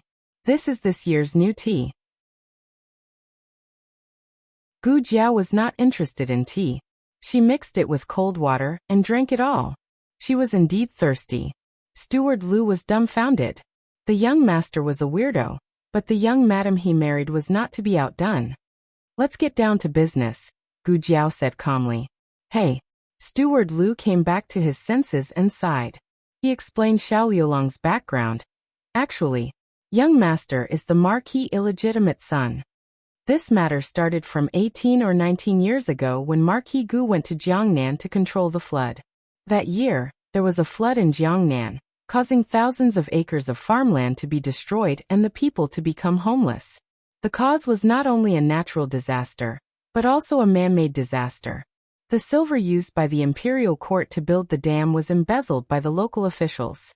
They cut corners on the construction of the dam and failed to stop the flood, causing irreparable damage. At that time, the Marquis was not as powerful as he was now. His Majesty sent him to Jiangnan to investigate the truth of the dam. The local tyrants tried to bribe the Marquis to hide the truth. The Marquis did not want to be with them. As a result, they retaliated. On the way back to the capital, he was stabbed 7 or 8 times by assassins. I remember it was near Song County, Steward Liu recalled.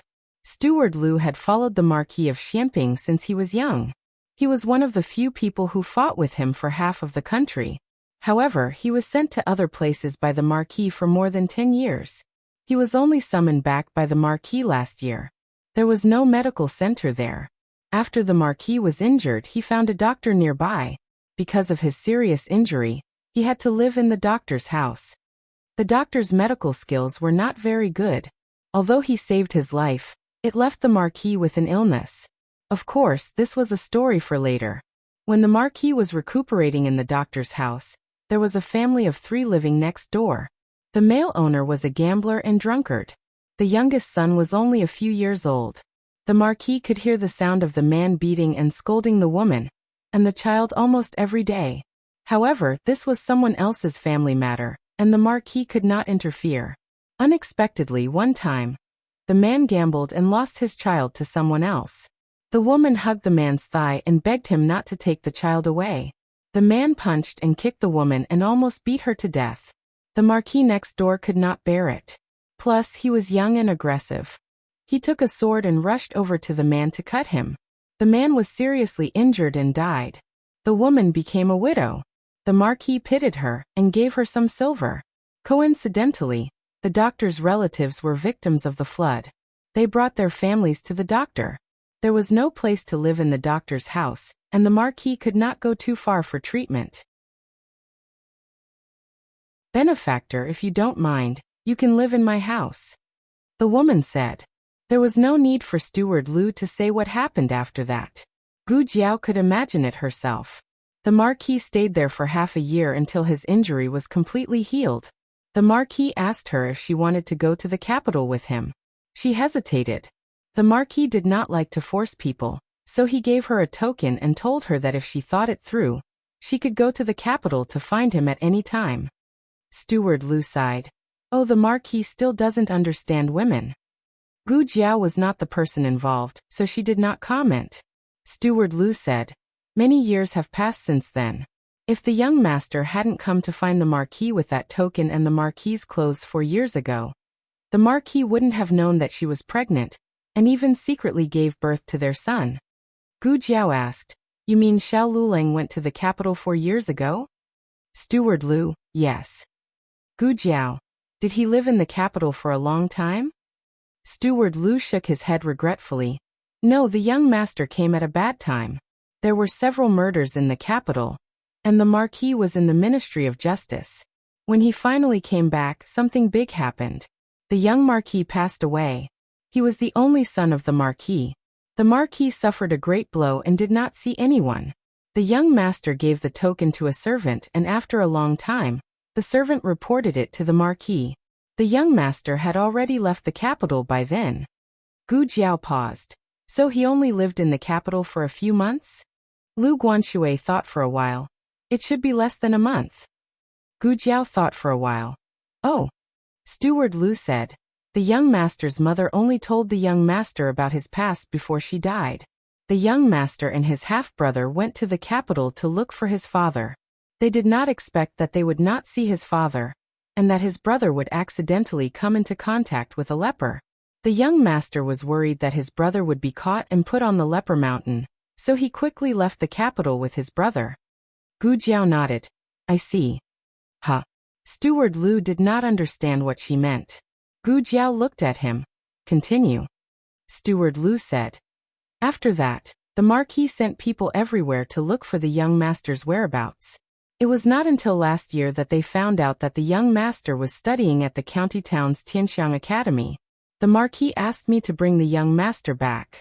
I tried to persuade the young master many times, but the young master was still unable to let go of the past and refused to come back with me." Gu Jiao believed that what he said was true, but she did not know if there was anything else he did not say. Sometimes, distorting a fact did not require lying, but only a little bit of the truth. Moreover, no one could be sure that what Steward Liu knew was the whole truth. She believed that 4 years ago, There really was a Xiao Lulang who went to the capital to look for his father. However, was this Xiao Lulang really that Xiao Lulang? Gu Jiao took a sip of tea and spread out her hands. It's a pity. If he doesn't want to come back, there's nothing I can do. No, after listening for so long, this is all you're telling me? Shouldn't you be crying bitterly, grieving for your husband's past? Grieving for father and son not being able to recognize each other? Do you still have the self-awareness of a village girl? Steward Lu was anxious. If the sympathy card did not work, then he would use the trump card. He hardened his heart and said seriously, "Do you know that the young master was bullied at the Imperial College? What kind of place is the Imperial College? Who knows how many influential people in the capital come here to study, and the Imperial College and Imperial College students all have strong backgrounds. Young master wanted to rely on his own strength to contend against all of them. It was simply impossible. Even if you don't think for yourself, you should think for the young master. As long as the Marquis doesn't mind him being a cripple, and is willing to recognize him, he should go back obediently. As the young master of Marquis Shuangping's mansion, not to mention the Imperial College, he can do whatever he wants in the capital." Gu Jiao's expression finally changed a little. However, it was not because she was moved, but because she was filled with endless murderous intent and coldness. She stood up and looked down at Steward Lu, who was sitting on the cushion. "Tell your Marquis that I will protect my own husband." Someone actually bullied her husband? Good, very good. Gu Jiao returned to Clearwater Alley. Xiao Lulang had already washed his dirty clothes. There was no trace of being bullied on his face. Gu Jiao looked at the clothes that were fluttering in the cold wind, and her eyes gradually turned cold. The next day, Gu Jiao found Feng Lin. Feng Lin was very surprised. "Little Jing Kong said that you were looking for me. What's the matter?" Gu Jiao told him why she was here. Feng Lin's eyes became evasive. "That Lulang didn't want me to tell you what happened at the Imperial College." Gu Jiao didn't say anything. She just stared at him. Feng Lin liked her as much as he hated her before. It wasn't the love between a man and a woman, but the relationship between them was like family. Feng Lin was defeated in the end. He sighed. "Well, there is indeed such a thing. Lulang offended Zheng Sai." Feng Lin didn't know how he offended him. Not many people knew about little Jing Kong and Lulang. Since Lulang didn't say anything, Feng Lin didn't know where to find out. Xiao Lulang was now a top student who didn't hide his abilities. Otherwise, he wouldn't have been able to enter the straightforward hall. However, he got last place in the monthly exam. Apparently, it was Zheng Sai who graded him. Other people might not know about Xiao Yulang's ability, but Feng Lin and Lin Qingye had attended his classes. They didn't believe that his grades would suddenly drop like this. Feng Lin said, "Lin Qingye is asking me if Zheng Sai is making things difficult for Lulang. And Wang Qi, Chen Hao Luo Du Zhao Hai." Feng Lin listed a list of names. They were all people who had made things difficult for Xiao Lulang in the past few days. Gu Jiao wrote down their names one by one in a small notebook. Some of them were coerced. Gu Jiao crossed out their names. In the end, there were 4 names left: Luo Du, Zhao Rui, Zhou Fengping, and Zheng Sai. Luo Du and Zhao Rui were supervisors. Zhou Fengping was an administrator.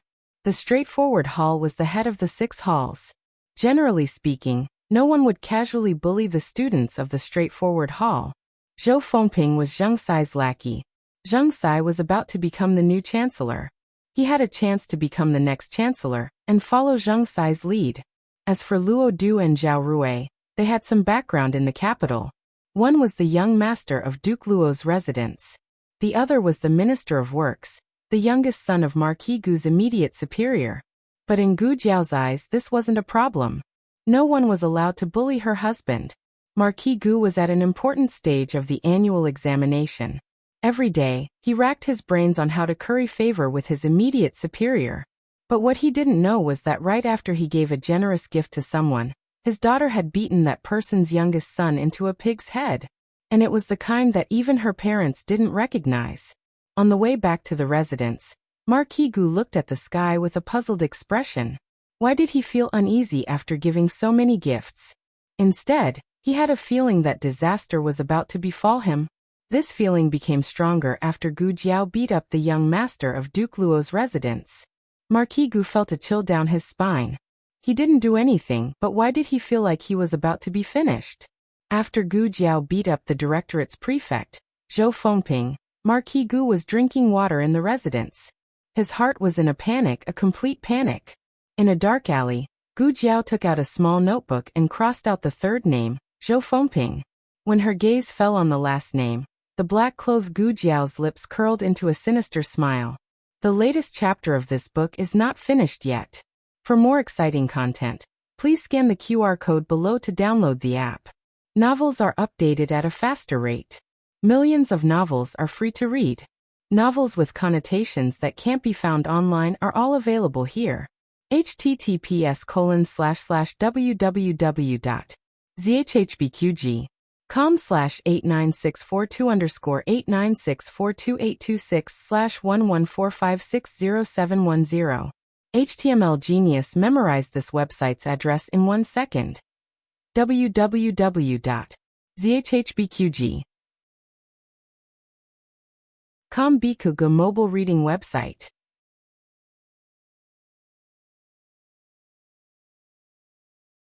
Chapter 151. The latest chapter of this book is not finished yet. For more exciting content, please scan the QR code below to download the app.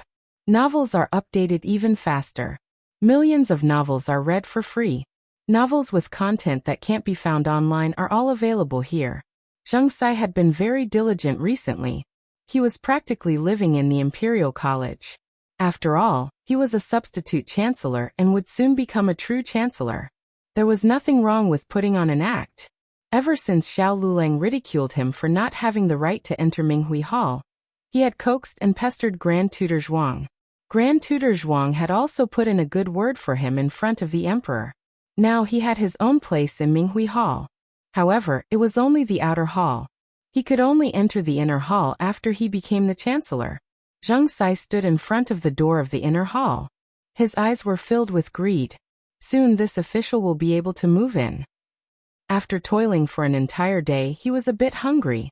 He wanted someone to send food over, but there was no place to eat in the outer hall. Only the inner hall had food.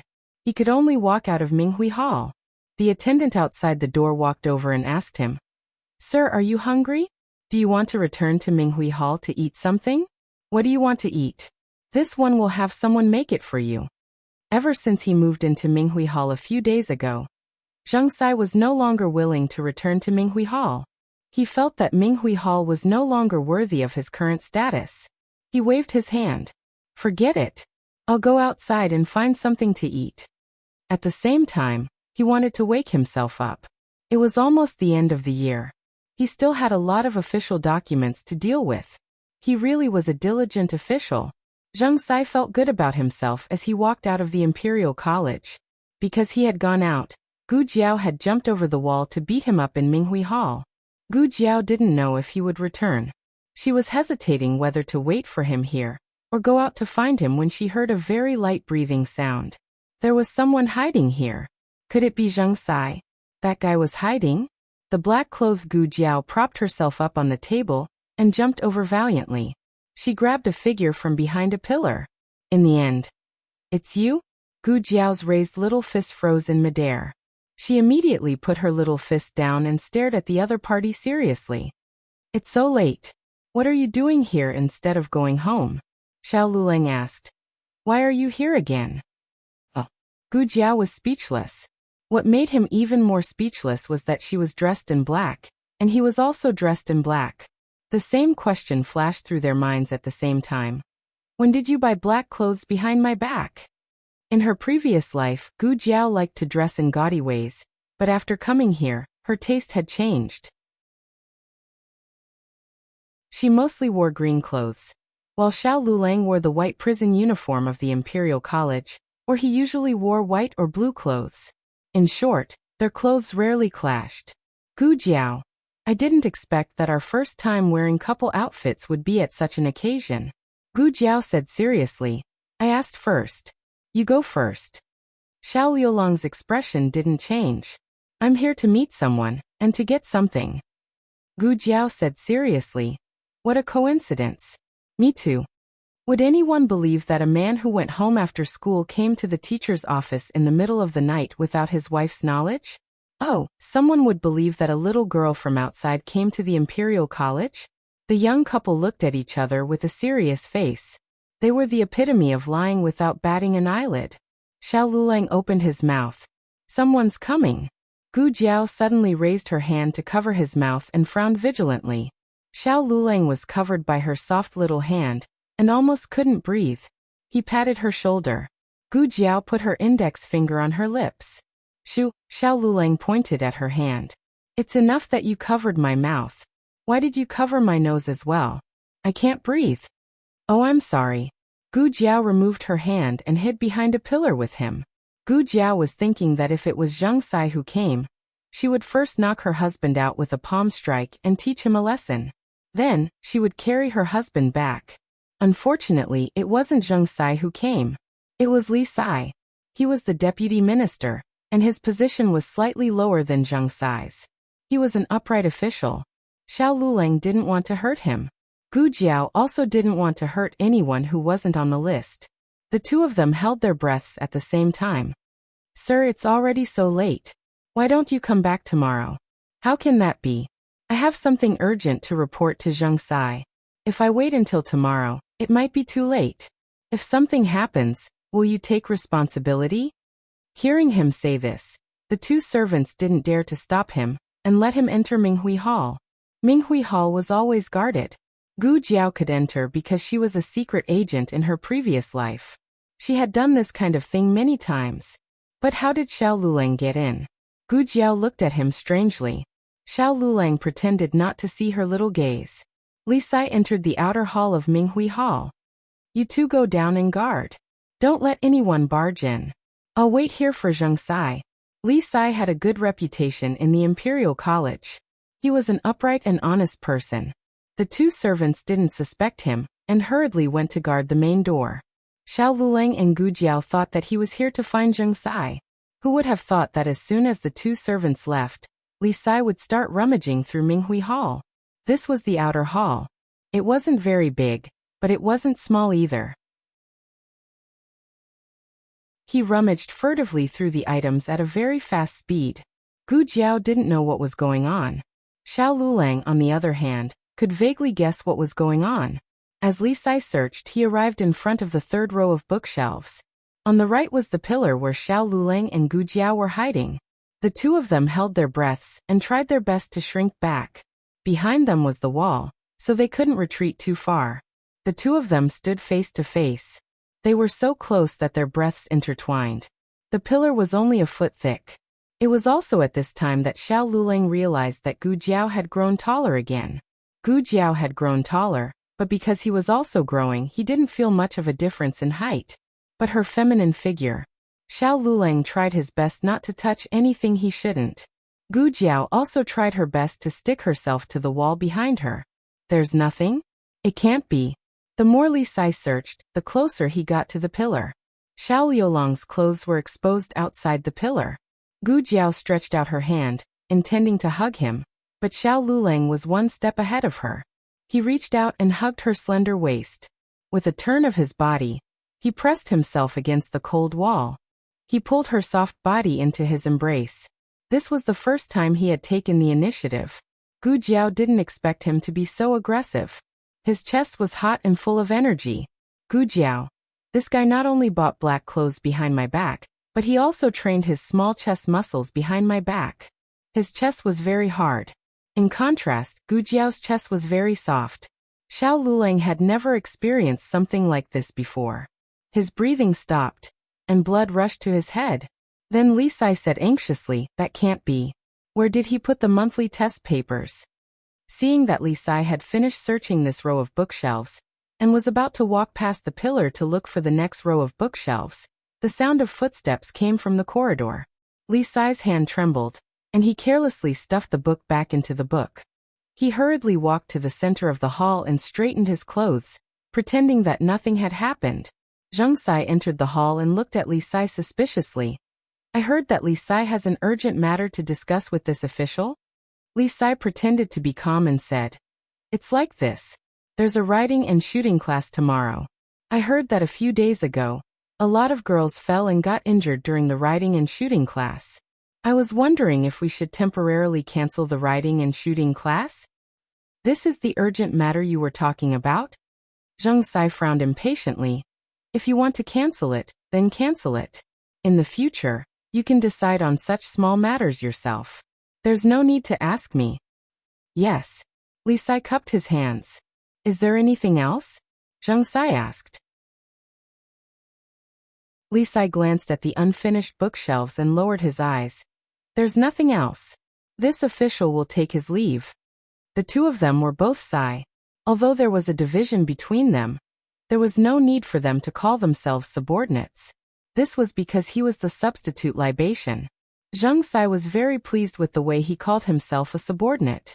His expression softened. Forget it, forget it. It's getting late. This official should go back. Let's go together. Darren, please. Li Sai bowed. The two of them left Minghui Hall one after the other. If they chased after him and beat him up now, Li Sai wouldn't be able to explain himself. Gu Jiao had already guessed why Li Sai had come to look for the monthly exam papers. He also suspected that there was something fishy about Xiao Liulong's results. He wanted to help Xiao Lulang clear his name. He was a good person. She couldn't implicate him. Gu Jiao decided that she would beat up that surname Zheng next time. The two of them still maintained their previous distance, but their hearts seemed to be beating together. Xiao Liulong's heart was beating faster. Gu Jiao was envious of his beauty, but her heart was calm. After all, it was just looking at a beauty. She wasn't shy. That. Xiao Lulang cleared his throat. Gu Jiao understood and took a step back, increasing the distance between them. The lights in Minghui Hall had been extinguished before the two Sai left. However, a thin layer of moonlight seeped in and landed on Xiao Liulong's handsome face, reflecting an unconcealable shade of red. Xiao Lulang was a bit embarrassed. Gu Jiao glanced at a certain part of his body and said calmly, I understand. It's just a normal physiological reaction. You don't have to be embarrassed. Xiao Lulang didn't understand what a physiological reaction was, but he understood what she meant. Thank you, but he wasn't comforted. Gu Jiao turned around and walked out. She thought of something and said, You're not young anymore. When you go home, you should relieve yourself. Don't suffocate yourself. Xiao Lulang staggered and almost fell. Couldn't she just pretend that nothing had happened? Gu Jiao came in front of a painting, lifted it, and knocked on the wall behind the painting. The wall suddenly opened, revealing a secret compartment. There was a set of test papers inside.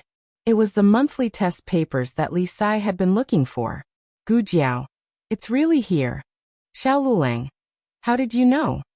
Just now, Xiao Lulang had been leaning against the wall, and could only see Gu Jiao. However, Gu Jiao could see the scene in the hall just by tilting her head. When Zheng Sai came in, the first thing he looked at was this painting. Therefore, Gu Jiao guessed that there must be something behind the painting. You're looking for this too, right? Gu Jiao asked. There's something else. Xiao Lulang said as he came to the last row of bookshelves. He gently pushed the bookshelf open, revealing a secret room. Xiao Lulang went into the secret room and took out a booklet. What's this? Gu Jiao asked. Xiao Lulang showed her the booklet. Gu Jiao's mouth twitched when she finished reading. You're really ruthless. Let's go, Xiao Lulang said. The door was locked. Gu Jiao wanted to pry open the door, but Xiao Lulang pushed open another secret room and led her out of the Imperial College. Gu Jiao was stunned. There was a secret passage. How did this guy know so much about the Imperial College? Although they didn't manage to beat Zheng Sai up, they had obtained evidence that could make Zheng Sai suffer. It was a fruitful trip. When the two returned home, their families were all asleep. Before Xiao Lulang left, he carried little Jing Kong to Gu Yan's room. Only now did he bring the sleeping little Jing Kong back. He took a quick shower. When he came out to get some water, he bumped into Gu Jiao. Gu Jiao was surprised. You're so fast. I just took a shower. How could I not be fast? However, when he realized what Gu Jiao meant by fast, Xiao Lulang felt terrible. In the next few days, two major events happened at the Imperial College. The first was that the monthly exam papers of the Candid Nature Hall were leaked. Everyone saw Xiao Liulong's exam papers. If he was at the bottom of the list, then everyone in the Candid Nature Hall would be at the bottom. The exam papers were marked by Zheng Sai. It was obvious that he was targeting Xiao Lulang. The second thing was that the account book of Zheng Sai forming a clique with someone a few years ago was leaked in the Imperial College. There were many aristocrats in the Imperial College, and the power behind them was complicated. Some supported Zheng Sai, while others were upright and plain-spoken. The account book was quickly passed to His Majesty. His Majesty was furious. He called Zheng Sai to the Imperial study and scolded him. Imperial tutor Zhuang was also present. Zheng Sai was on Imperial tutor Zhuang's side. Naturally, Imperial tutor Zhuang wanted to protect him. However, the evidence was conclusive. It was not easy to protect him. After leaving the palace, Imperial tutor Zhuang asked in disappointment, "What happened? Didn't I tell you to destroy it long ago? Why did you still keep it?" Zheng Sai felt wronged. I probably left it out when I was destroying it. I just happened to leave this one out. Someone picked it up. Imperial tutor Zhuang said. Then why did you only reveal it now? Think about it. Did you offend someone recently? No, I just what? Zheng Sai stammered as he told Imperial tutor Zhuang about Xiao Lulang. He's just a poor scholar from a small county. It's not like I offended him. If the other party's status was higher than his, it would be considered offending him. Xiao Lulang was just a small character. At most, it could only be called bullying. Zheng Sai's expression changed.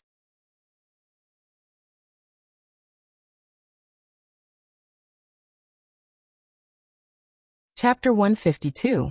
The latest chapter of this book is not finished yet. For more exciting content, please scan the QR code below to download the app. Novels are updated even faster. Millions of novels are free to read. Novels with connotations that can't be found online are all available here. After Grand Tutor Zhuang finished reprimanding Zheng Sai, he returned to the imperial study to appease the emperor. His strategy was to never deny Zheng Sai's wrongdoings. But as the saying goes, when the water is too clear, there are no fish. Something that can be seen is always better than something that can't be seen. Moreover, this was an old debt from a few years ago. Since Zheng Sai didn't do anything similar again, it proved that he was remorseful. He begged the emperor to give him a chance to turn over a new leaf. Moreover, the Imperial College was in an awkward state where there was no one more suitable than Zheng Sai to be the chancellor. Li Sai was still young and didn't have enough experience. His methods were also inexperienced, so he couldn't control the group of stubborn old men. Sometimes people like Zheng Sai, who were both cunning and capable, could become a sharper knife that could cut through thorns for the emperor. Why else would Grand Tutor Zhuang be called capable?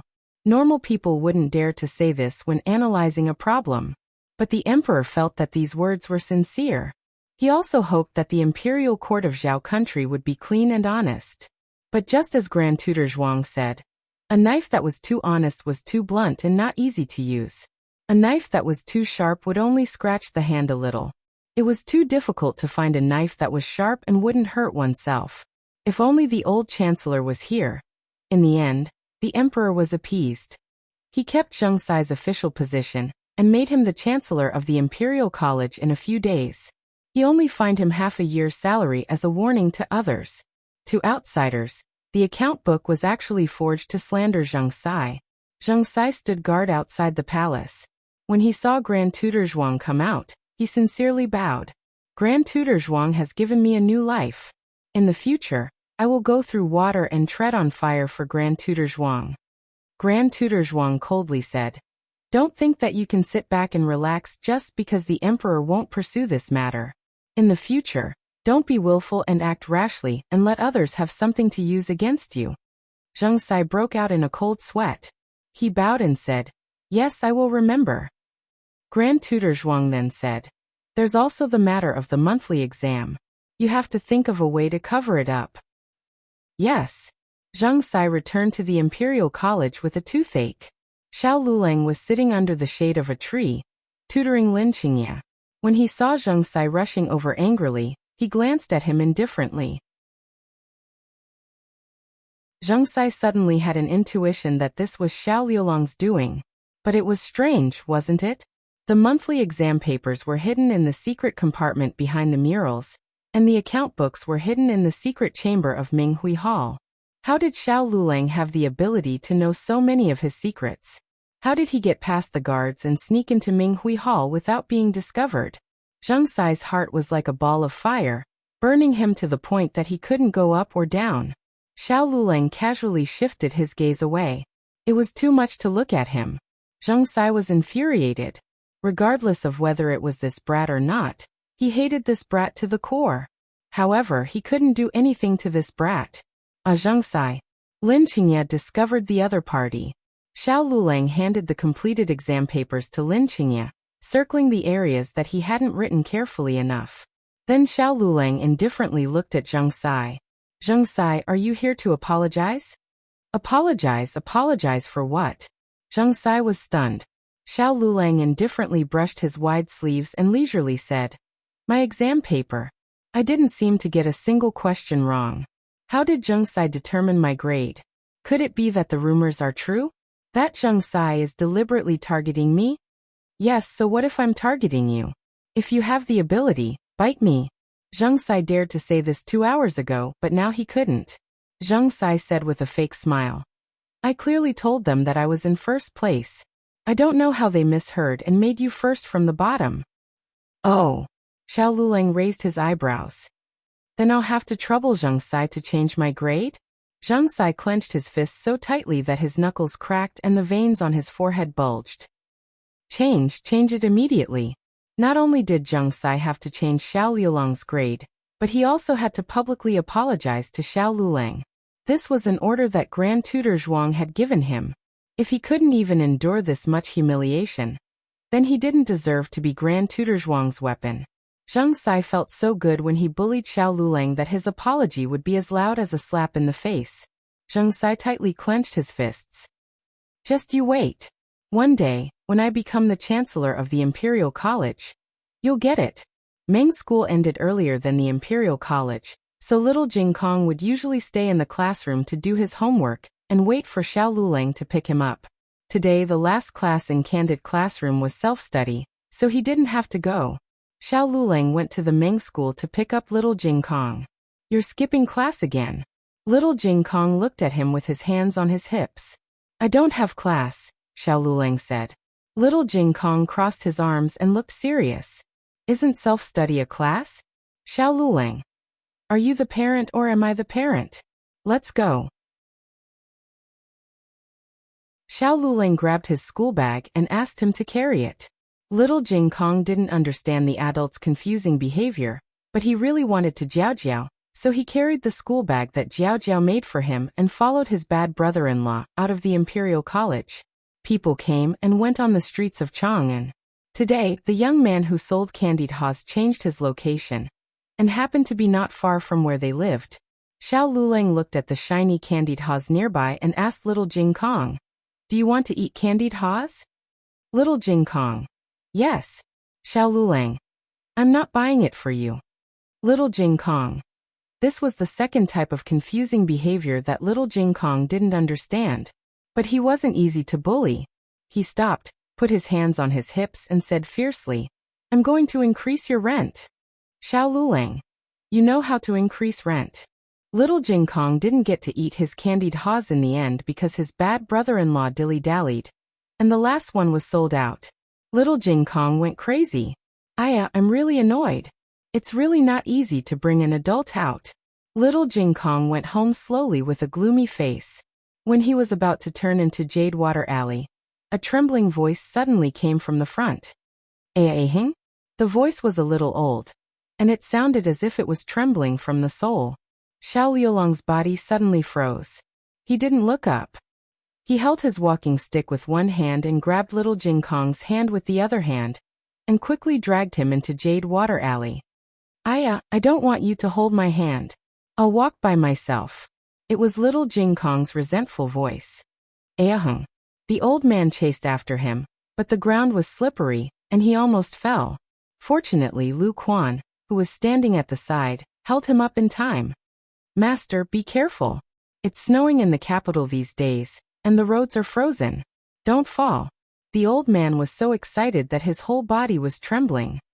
Did you see it just now? See who? Lu Quan asked. Aheng. The old man said. Young Master Aheng? Young Chancellor? Master, are your eyes playing tricks on you? Young Chancellor has already passed away. Lu Quan was the old man's servant.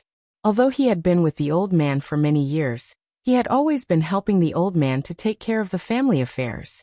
He had never been to the Imperial College, and he had never seen the rumored young chancellor. Aheng. The old man looked at the empty Jadewater alley and felt disappointed. Lu Quan said sadly, Master, maybe it's just someone who looks similar. The old man shook his head. If it really was a stranger, then when he heard someone calling him, he would definitely raise his head to take a look. It definitely would not be the reaction he had just now. He clearly recognized his own voice. He was caught off guard, so he did not have time to hide. In order to not let the old man notice his abnormality, he ran away. It's Aheng. It's him. The old man was unable to calm down for a long time. He tried his best to recall. He seemed to be wearing the uniform of the Imperial College. Lu Quan said, That's even more impossible, right? How did the young chancellor become the Imperial College's supervisor? He was the young chancellor personally conferred by His Majesty. The old man also felt that it was strange, but no matter how strange it was, seeing was believing. Anyway, go and ask around. Also, I saw him using a crutch. His leg seems to be injured. Yes, Master. Lu Quan helplessly agreed. There were many students in the Imperial College. It was not easy to find out about a supervisor, but it was not difficult to find out about a crippled supervisor. Especially because of the matter with Zhang Sai, Xiao Luleng became famous in the Imperial College. In just half a day, Lu Quan was able to find out everything about Xiao Luleng. Lu Quan. Speaking of which, this supervisor is quite fated with us. He studied at Tianxiang Academy. He lives in our young benefactor's village. The old man. What's his name? Lu Quan. Xiao Luleng. The old man was shocked. It's him? Of course the old man had heard of this name. When he was staying at Tianxiang Academy, Headmaster Li had called Xiao Luleng to Zhongzheng Hall more than once. He had also read Xiao Liulong's essays. He felt that this child was too vicious and was not suitable to be taken in as a disciple. He had always been behind the screen and did not specially come out to examine the other party's appearance. If he had come out to take a look, would he have discovered that he was Aheng long ago? He did not recognize his voice because the 17-year-old youth had already changed his voice. But what about his handwriting and writing style? That young man who used to be as gentle as jade seemed to have turned into a cold and ruthless person overnight. He even changed his identity. What exactly did his Aheng go through? After little Jing Kong was dragged home by his brother-in-law, he silently rated this as the third confusing behavior of an adult. Why did you run away? He looked up and asked. I didn't run away. I just walked faster. Xiao Luleng said without changing his expression. Little Jing Kong asked. Why did you suddenly walk faster? Don't you know that you will fall if you walk faster? The two of us are the ones who fall the most easily in the family. How fast could he walk? Did he not know? Little Jing Kong said again. That grandpa just now called you Aheng. Which Heng is that? Hung as in tyrannical? Or hung as in frowning coldly? Xiao Luleng said. These two are the same Hung. Also you heard wrong. He did not call me Aheng. Oh. Little Jing Kong was disappointed. He did not get it. Xiao Luleng changed the topic. Stop nagging. Today we will learn Chen language. Have you finished the homework that I gave you yesterday? Ever since little Jing Kong scored low in the entrance exam, he started to cram in foreign languages after school every day. Little Jing Kong's attention was successfully diverted. He took out his homework from his bag. Of course I finished it. Do you think I am like you? You will only move if someone pokes you. If I don't spur you, you will still be last in the exam. Xiao Luleng. He could not get over the fact that he was last in the exam, right? Xiao Luleng checked his homework. There were no mistakes. They were both teaching. But it had to be said that teaching little Jing Kong was much easier than teaching Lin Qingya. Aheng. Little Jing Kong suddenly imitated those old ladies outside. He raised his little orchid fingers and called Xiao Lulang with a tone. Xiao Lulang trembled from head to toe. He was so shocked that he was charred on the outside and tender on the inside. He should go and teach Lin Qingya. After the old man saw Xiao Lulang with his own eyes, he could not calm down for a long time. His intuition told him that he was his Aheng, but all the information about Xiao Lulang showed that he was a complete stranger. In order to find out the truth, the old man decided to visit him personally. He remembered that the two disappeared in Bai Shui Alley that day. As for the house inside, he had to go to each house to find it. He found a day when the Imperial College was off. Qinghe Academy was also off today.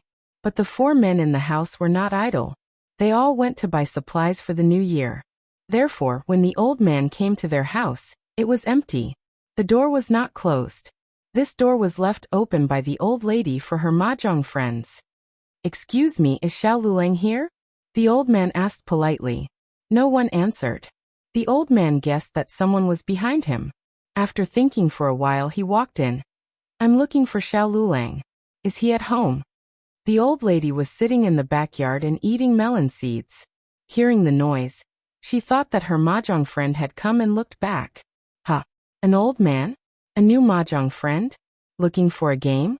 The old man also saw the old lady clearly. His reaction was much better than the old lady's. "Empress Dowager?" His legs went soft and he knelt down. "Old lady. That's not necessary. Digression. Do you still have monthly tickets? Can you vote for Jiao Jiao? Bow and thank you." The latest chapter of this book is not finished yet. For more exciting content, please scan the QR code below to download the app. Novels are updated at a faster rate. Millions of novels are free to read. Novels with content that can't be found online are all available here. https://www.zhhbqg.com/896422_89642_826/114529630. HTML Genius remembered this website's address in 1 second. www.zhhbqg.com Bikuga mobile reading website.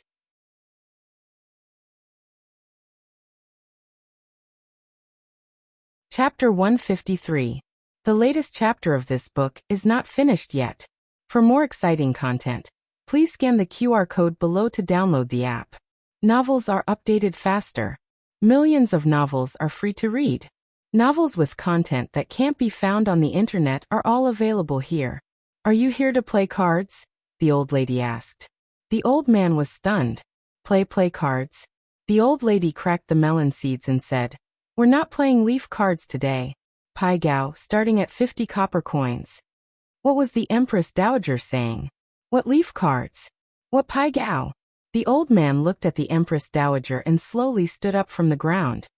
He found that although the person in front of him looked like the Empress Dowager, her clothes and temperament were not like the Empress Dowager. "What are you looking at?" the old lady asked impatiently. "You don't recognize me?" The old man pointed at himself and asked. After hearing what he said, the old lady really started to look at him carefully. He looked like a human. And he looked a bit familiar. Where have I seen him? The old lady couldn't remember the past. She would occasionally recall some, but they were all very fragmented fragments.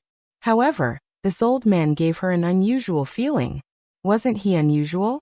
When the old chancellor was an official in the imperial court, he often opposed the Empress Dowager. He was a conservative and firmly opposed the imperial harem's involvement in politics, especially women's participation in politics.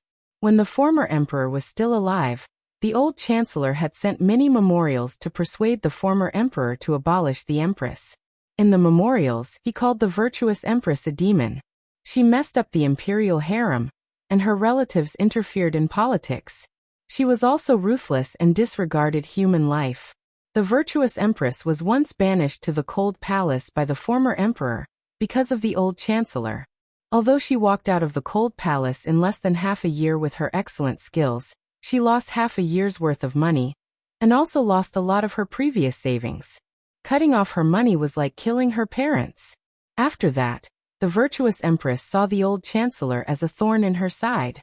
The old chancellor was exiled to the frontier fortress for 5 years and suffered a lot. He was dried up and aged more than 10 years, which was the work of the virtuous empress. The two of them fought until the former emperor passed away. The virtuous empress killed the crown prince and supported the son of concubine Jing to ascend the throne. She became the empress dowager with power. The two of them had a temporary winner. The reason why it was temporary was because the old chancellor controlled the imperial college, and the imperial college gathered the most talented youths in the entire Zhao country. To exaggerate, the old chancellor controlled the future of Zhao country.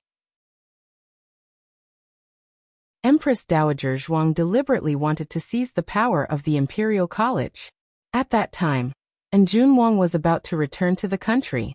Empress Dowager Zhuang proposed to the emperor that the position of young chancellor could be added to the imperial college. Although His Majesty agreed, the one who was conferred the title of young chancellor was not Empress Dowager Zhuang's grandnephew, but the young Marquis of Zhaodu. This young Marquis was the old chancellor's disciple. Empress Dowager Zhuang had 10,000 unspeakable horses galloping through her heart. The old chancellor smiled crookedly. Old chancellor seemed to have won this round. But not long after, on New Year's Eve, the imperial college suddenly caught fire, and the young Marquis of Zhaodu was burned alive. Ever since the old man resigned, he had not thought about the past for a long time. Now that he saw the Empress Dowager, his thoughts were pulled back to the bloody court. Puzzled, the old lady said, "Why aren't you saying anything? Why are you looking at me with such a complicated gaze? Also, after seeing you, my mood seems to have become a little complicated." It was the kind of complicated that couldn't be described. It was as if they were old enemies and she couldn't wait to find a knife to chop him. Wait. Chop him with a knife? The old lady looked at the old man suspiciously. They knew each other. This could be confirmed from his gaze and his words. He was very afraid of her. He didn't dare to look into her eyes. It seemed that he was a little guilty. He even knelt down in front of her. How sorry was he to her? "I know who you are." The old lady's mind flashed and she threw the melon seeds on the table.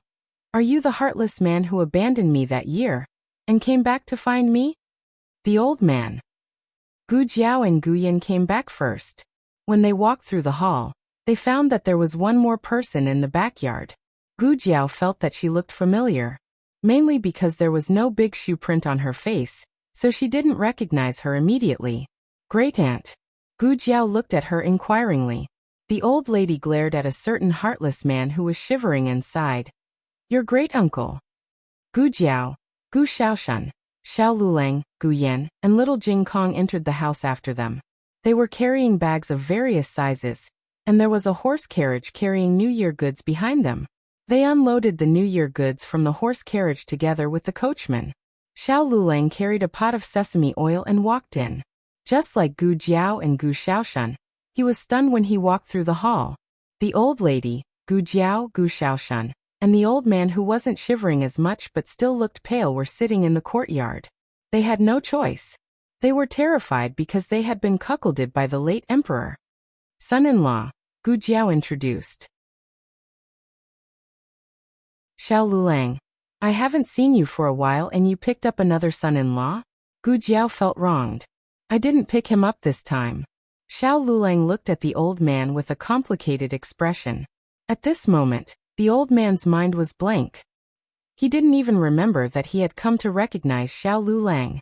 He only madly apologized to the former emperor in his heart. The relationship between the Empress Dowager and I is absolutely pure. The old lady's anger had been suppressed. She asked lightly, "Okay, let's be frank. Do we have a child?" The old man slipped from the chair and almost fell to the ground. He sat up with the help of the chair and said with a pale face, No. The old lady nodded. "I think so too. Otherwise, I wouldn't have come all the way to Lulang." Xiao Lulang looked at the old man. The old man wiped his cold sweat. He had fought with Empress Dowager Zhuang for a lifetime. Today was the most difficult time. It could be said that he had no power to fight back. Empress Dowager Zhuang casually said, "When you were young, you abandoned me. Now that you are old, you want my grandnephew to raise you. There is no way. Get lost." The old man was relieved. For the first time, he felt that the word, "get lost," was so pleasant to hear. The old man left the courtyard. He still had a feeling that everything was not real. He wanted to understand what was going on. He didn't leave and just waited by the door. Xiao Lulang didn't disappoint him. Not long after, he came out. The two were not surprised to see each other. It was as if they had already calculated that one would not leave, and the other would not come out. Xiao Lulang was no longer as panicked as he was last time at the alley.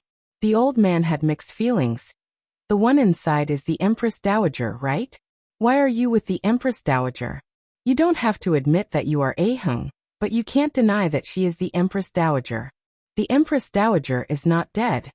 Xiao Lulang was silent. The old man sadly asked, "Why is it like this?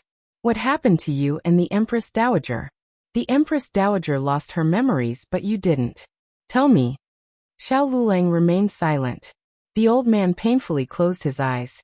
"Fine, if you don't want to say, I won't force you. I will come see you another day. Today's matter, I will keep it a secret for you." Xiao Lulang bowed and turned around to enter the courtyard. "Your leg." The old man's worried gaze fell on his right leg. Xiao Lulang stopped in his tracks. "It's not a problem." This was the only thing he said to himself. The old man felt that he had chased him out just to say these 3 words. He didn't want him to worry about him. The old man's heart was filled with sorrow. Xiao Lulang entered the courtyard, and the old man returned to the carriage. In truth, today's gain was not just seeing the Empress Dowager.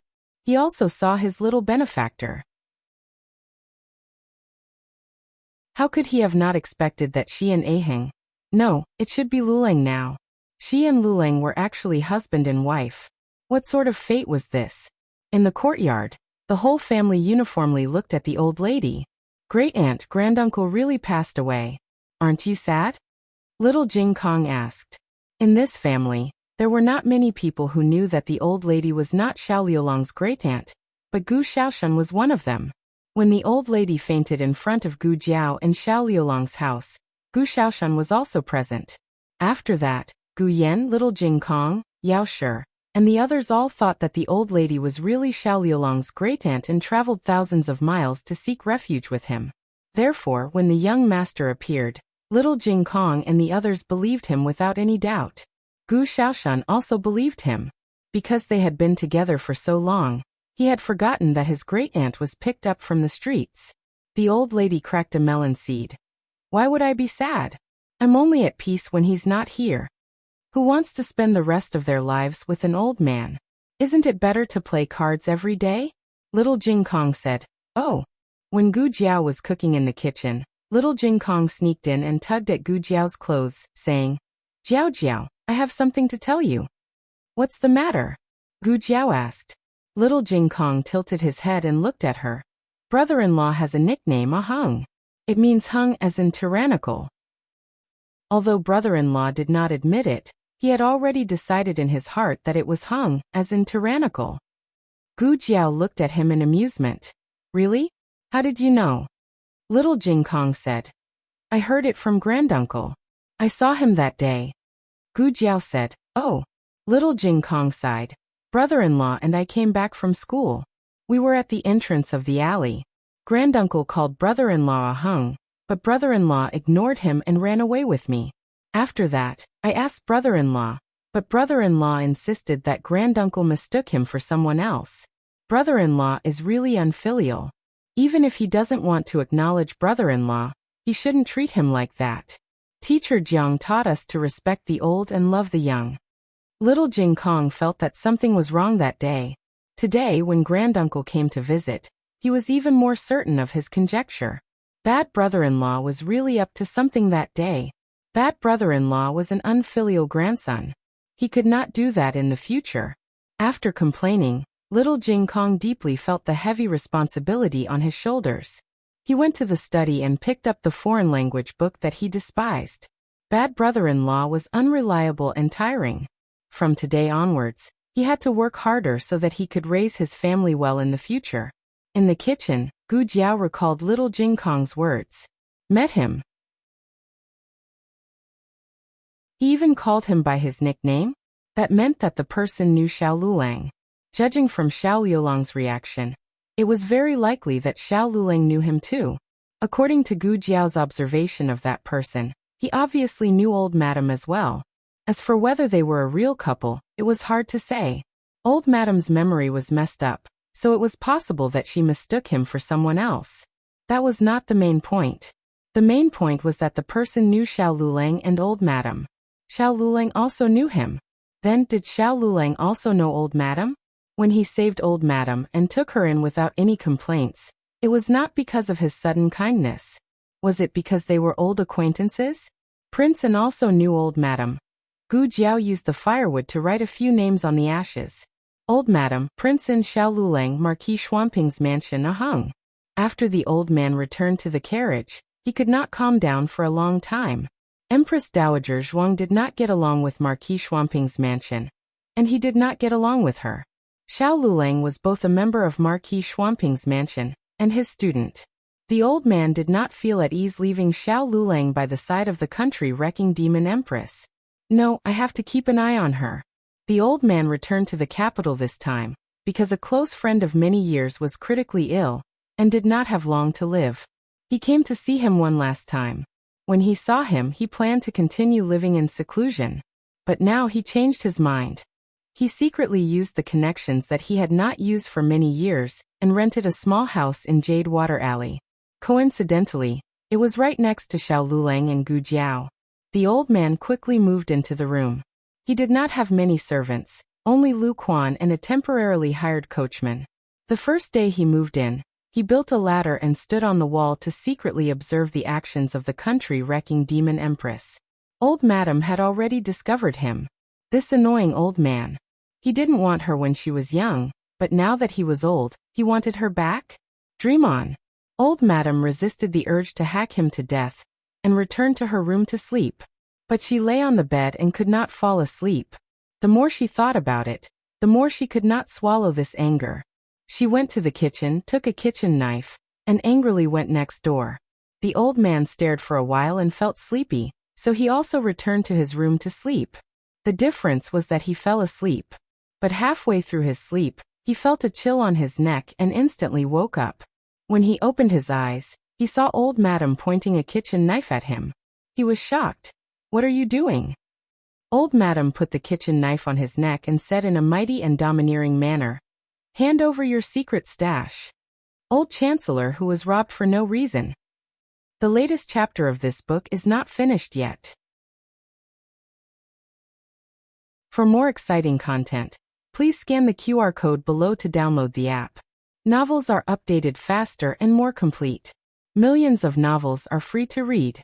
Novels with connotations that cannot be found on the internet are all available here.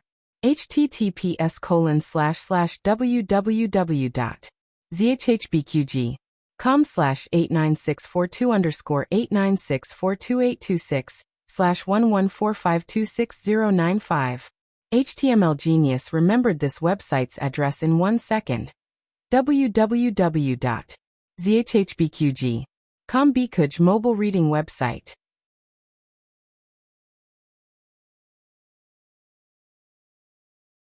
Chapter 154. The latest chapter of this book is not finished yet. For more exciting content, please scan the QR code below to download the app. The novel will be updated even faster. Millions of novels will be read for free. Novels that can't be found online can be found here. Early in the morning, Gu Jiao went to the clinic. There were a few patients in the morning, but there wasn't much business in the afternoon. Gu Jiao rested in her small courtyard. Separated from her by a wall was the small garden of the girls' school. There was a pavilion in the small garden. Usually no one would come here, but now there was a girl playing a song there. Her playing was somewhat unsatisfactory. Not only was it intermittent, but the notes were also wrong. Gu Jiao was lying on a rattan chair with her eyes closed. As a result, she was tortured by the girl's deadly music. She opened the door and walked out. Looking in the direction of the courtyard wall, she said, "Wrong." The girl clearly didn't expect that someone would hear her playing. She was so scared that she scratched her fingertips, making an ear-piercing sound. Gu Jiao felt her hair stand on end. "Who is it?" the girl asked. She looked around but didn't find anyone nearby. Your music isn't accurate. Gu Jiao said. This time, the girl could tell that it was the person behind the courtyard wall who was speaking. She was stunned and asked, "Is it not accurate? I just bought a guqin." The quality of this guqin wasn't very good. Ordinary daughters of aristocratic families wouldn't buy this kind of inferior guqin. Gu Jiao guessed that the other person's status wasn't high. Otherwise, they wouldn't be secretly hiding in a corner to practice. Bring it here. Gu Jiao said. How do I bring it? The girl asked. Gu Jiao looked at the wall that was taller than a person. She dispelled the urge to jump over and scare the other person to death. She said indifferently, "Can you find the guqin?" After a while, the other person said, "Found it." Gu Jiao said, "I said you play it. Hook the 3 strings. The girl was obviously a novice. The earliest guqin only had 5 strings. Later, King Wen added 1 string, and King Wu added 1 string. Thus it became 7 strings, and was also called a 7-string guqin. The 7 strings also had their own names: Gong, Shang, Jiao, Zheng, Yu, Wen, and Wu. Gu Jiao said, "The 3rd string, the horn string." Oh. The girl raised her finger and hooked it. Gu Jiao said, "It's too high. Loosen the zither." After the girl finished loosening the zither, she plucked the strings again. "How about this?" Gu Jiao said. "It's too loose. The pitch is too low. Tighten it up a little." Oh. The girl carefully turned the zither. This time it was finally accurate. After that, she adjusted the other 6 strings one by one under Gu Jiao's guidance. She played the song she learned in class and exclaimed happily, "It's really much better." Gu Jiao's face darkened. "You call this pleasant? Do you have some misunderstanding about what it means?" "Miss, thank you. I was originally discouraged and planned to give up after a bit of practice, but now I've changed my mind. I won't be going anywhere this afternoon. I'll just practice here."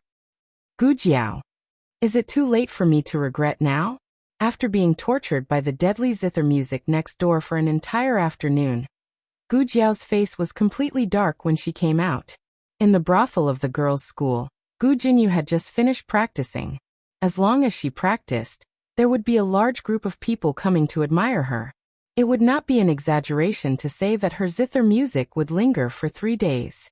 "County Princess Hui, how can you play so well?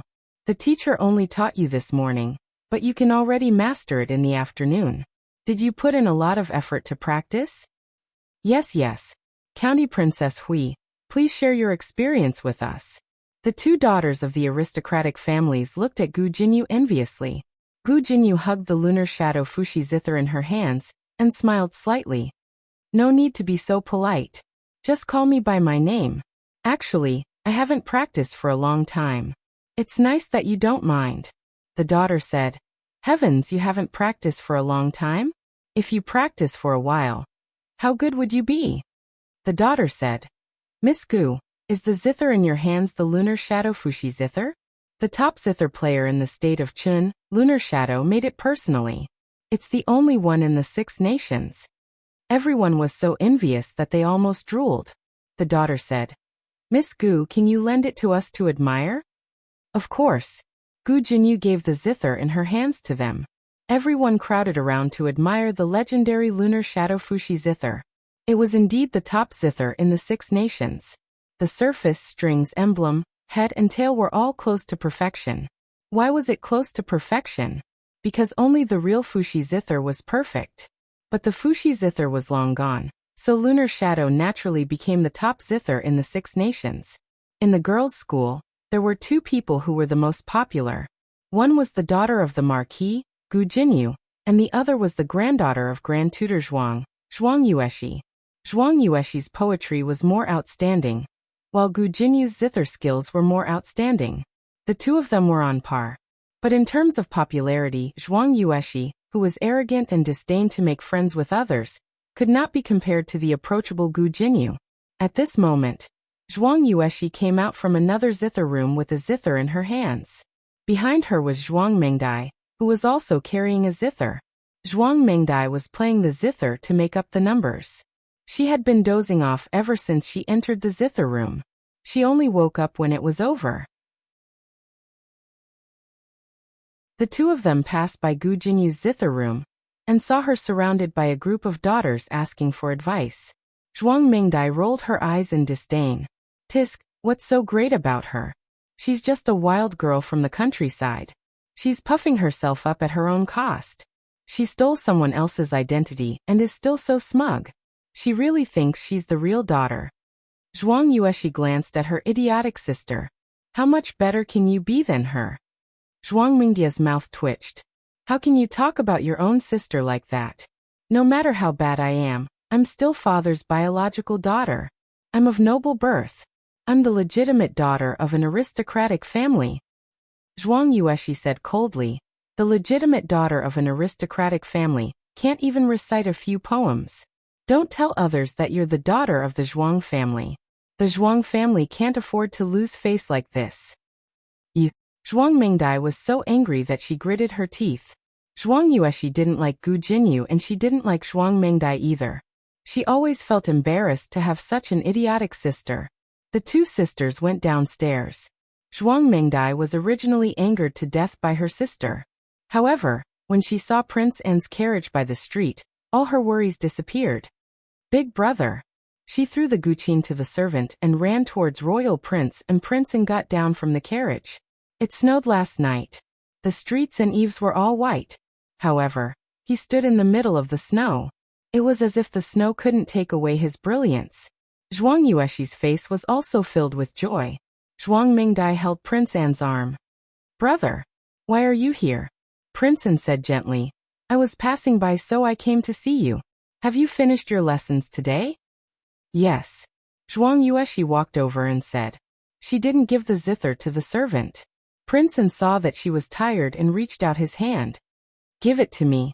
Zhuang Yueshi smiled and gave the zither to her brother. Prince N pulled his arm out of Zhuang Mingdia's hand because he wanted to take the zither. Zhuang Yueshi was very satisfied with this. After Prince N took the zither, he didn't rush to bring his two sisters into the carriage. Instead, he looked around as if he was waiting for someone. Zhuang Yueshi asked, Brother, who are you looking for? Prince N said calmly, I heard that Miss Gu also came to the girls' school. Zhuang Mingdai immediately pursed her lips. You're talking about that Gu Jinyu? I hate her to death. Brother, why do you care about her? Zhuang Yueshi looked at Prince N suspiciously. Prince N looked at Zhuang Mingdai and smiled. Isn't she your friend? I was just asking. Zhuang Mingdai sneered. I don't have a friend like her. She's the only one from the Gu family. Prince N asked. Zhuang Mingdai snorted. Who else? How could that girl who grew up in the countryside get the admission card? Zhuang Yueshi asked. How did you get it? Zhuang Mingdai choked. Could this elder sister not always tear down her stage? Prince N was deep in thought. Could it be that she sold the admission card he gave her to Zhuang Mingdai? What Prince N didn't know was that his admission card was sold to Du Xiaoyan by Gu Jiao. Zhuang Mingdia's admission card was obtained by Marquis Gu from Consort Shu. On the second floor of the brothel, Gu Jinyu pushed open the door and saw Prince N, who came to pick up his two sisters from school. Gu Jinyu's heart was beating wildly. After not seeing him for a long time, Prince N seemed to be more handsome, and his aura was more powerful. Who was he looking left and right for? Herself? Gu Jinyu's heart beat faster. She vaguely heard Zhuang Mingdai say. You mean that Gu Jinyu? I hate her so much. Why does brother care about her? Gu Jinyu's breathing was messed up. Prince N was concerned about her. He didn't come to pick up his sisters. He specially came to see her. Gu Jinyu hurriedly put away the zither and went to the tea room to reapply some rouge. She also fixed the hairpin on her head before going downstairs to see Prince N. Unexpectedly, Prince N was already gone. It turned out that Zhuang Mingdai accidentally said, That girl is working as a medicine boy at the clinic next door. I saw her that day. So Prince N went to the clinic. But Prince N didn't go there. Gu Jiao couldn't stand the zither music behind the courtyard wall and got off work early. At this time, the four men in the family hadn't finished school yet. Gu Jiao went to the kitchen to stew soup. Halfway through, Nanny Fong came. Eldest miss, something strange is growing on Madame's body. Quickly go and take a look. Gu Jiao lowered the fire in the stove to let the soup in the pot stay warm. She sat in the carriage with Nanny Fong and went to the Marquis's estate. When Madame Yao saw Gu Jiao, she reprimanded Nanny Fong. I said I'm fine. Don't look for Jiao Jiao for everything. It's always good to be careful. Gu Jiao walked forward and looked at Madame Yao. It's eczema. It's fine. Just apply some medicine and it'll be fine. Madame Yao looked at Nanny Fong. I said it's fine, right? Look at you making a fuss over nothing. Nanny Fong heaved a long sigh of relief. Isn't it because once bitten, twice shy? Ever since concubine Ling lost her power, she became restless. She frequently went to Gu Chengfeng and Gu Qinglin's courtyard to make a good impression in front of the two brothers. Now the two of them wanted to drive Madame Yao out of the estate. She didn't do it herself and wanted to use others to do it. Nanny Fong had been guarding against concubine Ling, but she was afraid that she couldn't guard against her. Gu Jiao took out a box of eczema ointment from the small medicine box and gave it to Madame Yao. If there are any problems in the future, tell me immediately. It was better to be safe than sorry.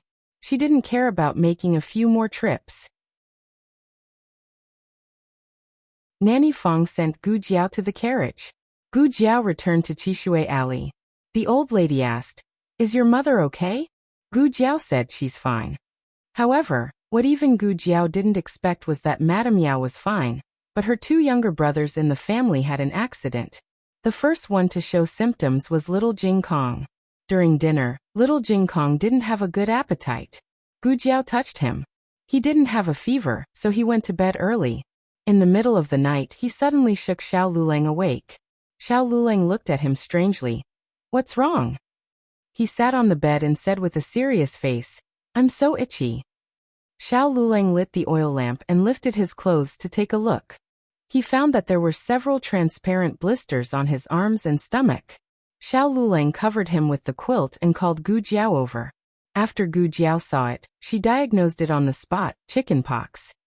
Xiao Luleng frowned. You mean chickenpox? Gu Jiao nodded. Well, you can say that. Little Jing Kong was in good health. He hadn't gotten sick since he left the mountain. Who would have thought that he would get chickenpox? Although chickenpox wasn't as terrible as smallpox, it wasn't that difficult to treat. Chickenpox is contagious. Did you get chickenpox when you were a child? Gu Jiao asked Xiao Luleng. Yes. Xiao Luleng said. He also got chickenpox when he was about the same age as little Jing Kong. What about you? Xiao Luleng looked at Gu Jiao. I think I got chickenpox before. Gu Jiao searched the original owner's memory in her mind. She got chickenpox before Gu Sanlang and his wife passed away. Because she was well taken care of, she finally recovered. Xiaoshan didn't get chickenpox before, she said. Chickenpox was contagious. It was better not to come into contact with little Jing Kong, if she didn't get chickenpox before. Did Grandaunt get chickenpox before? She asked Xiao Luleng. This question was a bit interesting. The old lady was just a leprosy patient who was casually rescued. She lost her memory and couldn't remember the past. How could Xiao Luleng know if she had chickenpox before? Unless she was already certain that Xiao Luleng had known her for a long time. Xiao Luleng didn't ask if she knew anything, nor did he deliberately change the topic. He just said calmly, I don't know. He really didn't know. Gu Jiao thought about it. It was normal. For example, she didn't know what illness old Master Gu had in the past. She said, oh, then to be on the safe side, it's better to ask Grandaunt to be careful. The chickenpox this time came fiercely. The next morning, Gu Xiaoshan and Gu Yan also got chickenpox. The latest chapter of this book is not finished yet. For more exciting content, please scan the QR code below to download the app. The novel is updated at a faster rate. Millions of novels are free to read. There are all kinds of novels that can't be found on the internet here. https://www.zhbqg.com/89642_896422826/114498866. HTML Genius remembered the website address in 1 second. www.zhbqg.com Bikugo mobile reading website.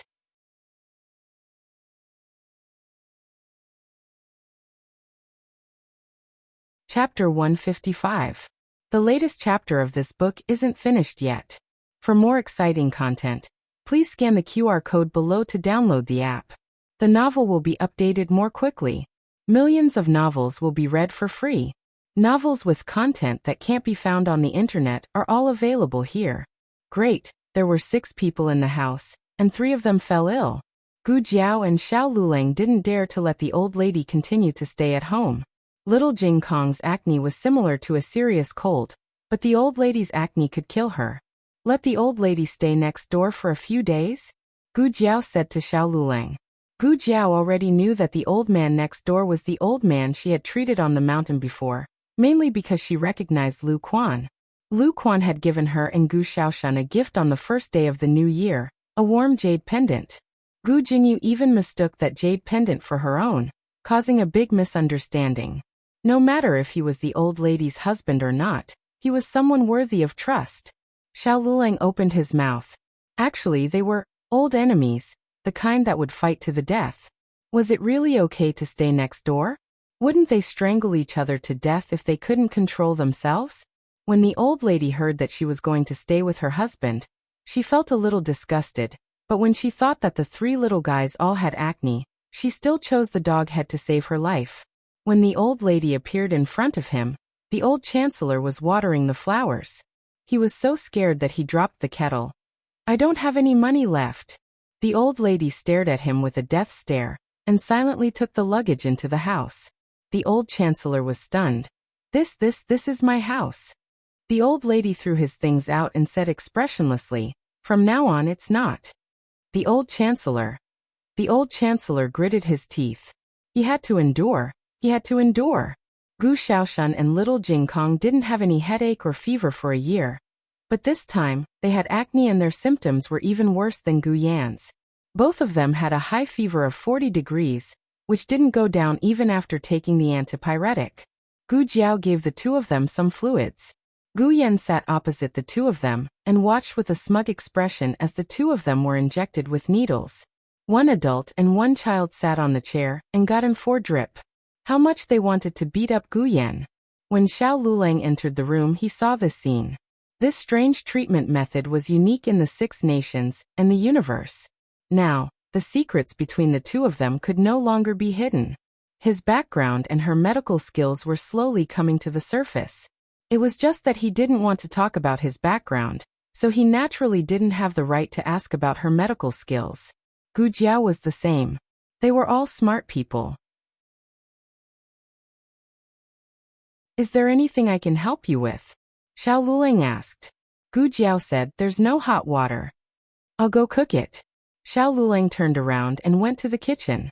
Gu Jiao stayed behind to observe the 3 of them. Little Jing Kong was the youngest, so he was the most receptive to new things. He quickly got used to the needles on the back of his hand. Gu Xiaoshan was so scared that his whole body trembled. "It's okay." Gu Jiao comforted him softly. After a while, little Jing Kong started to feel sleepy. Gu Jiao carried him over and placed him on her lap.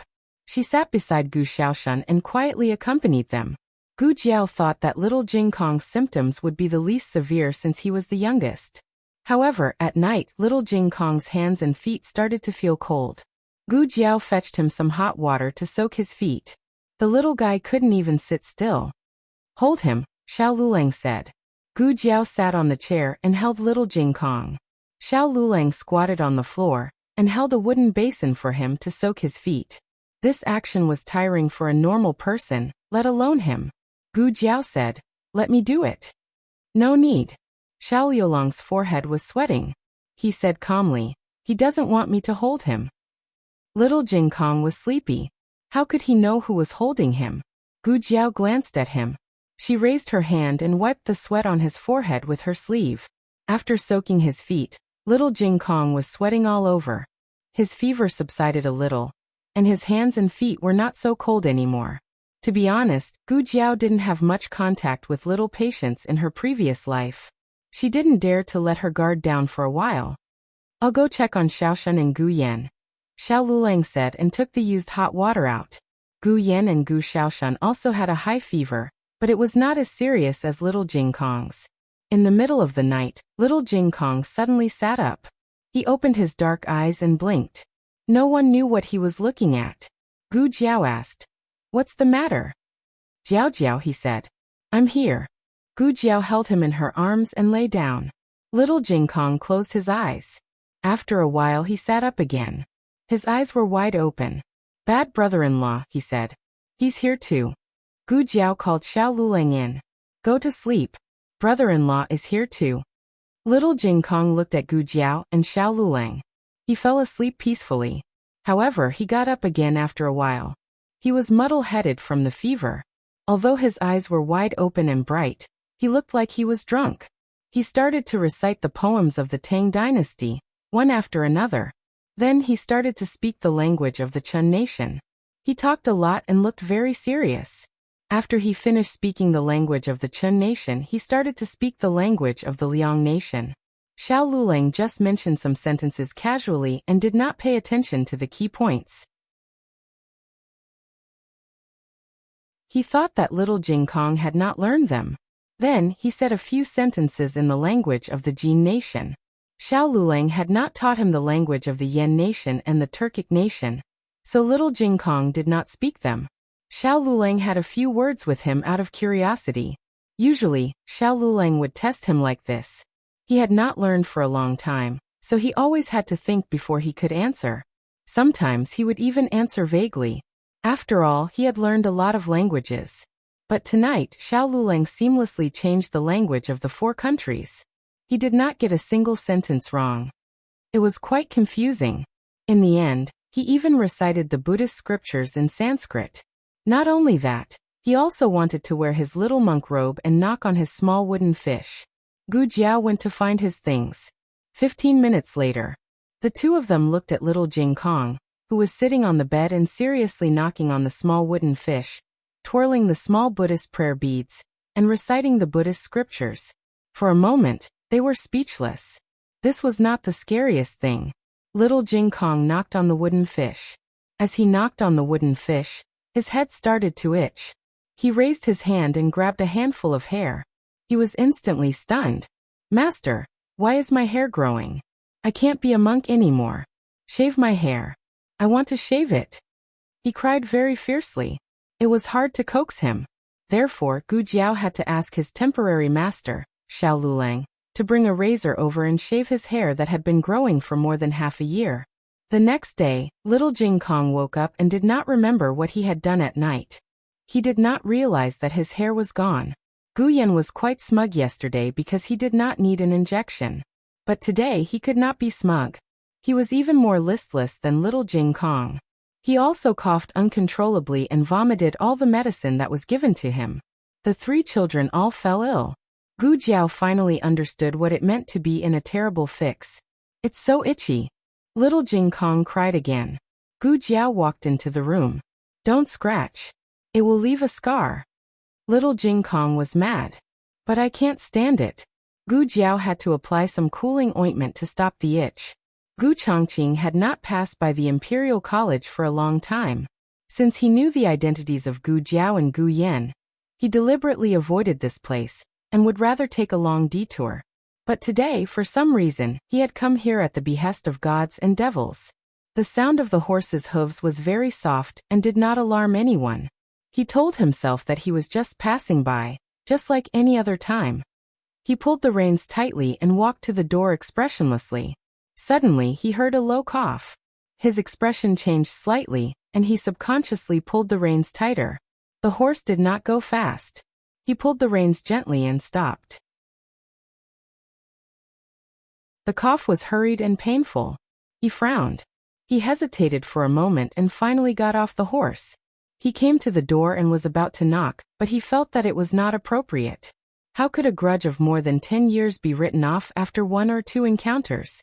They were supposed to be strangers who were most familiar with each other. He turned to leave, but the door creaked open. Little Jing Kong opened the door.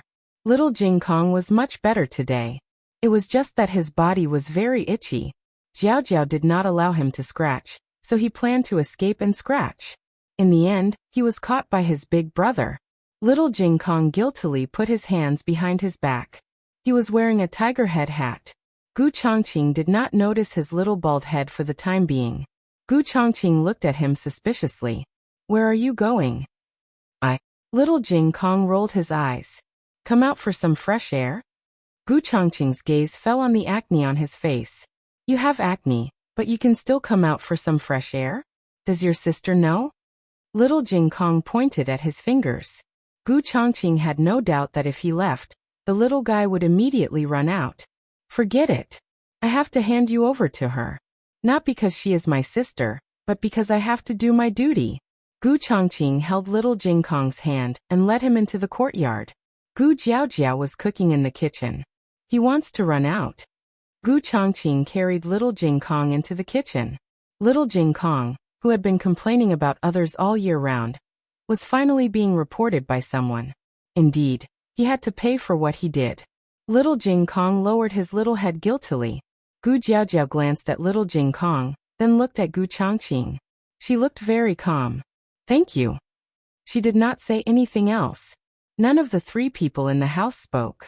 Little Jing Kong felt guilty, but he did not know why the two adults were acting like this.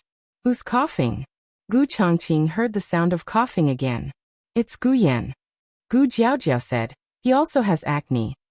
Acne was not a minor illness, not to mention that Gu Yan also had a heart condition.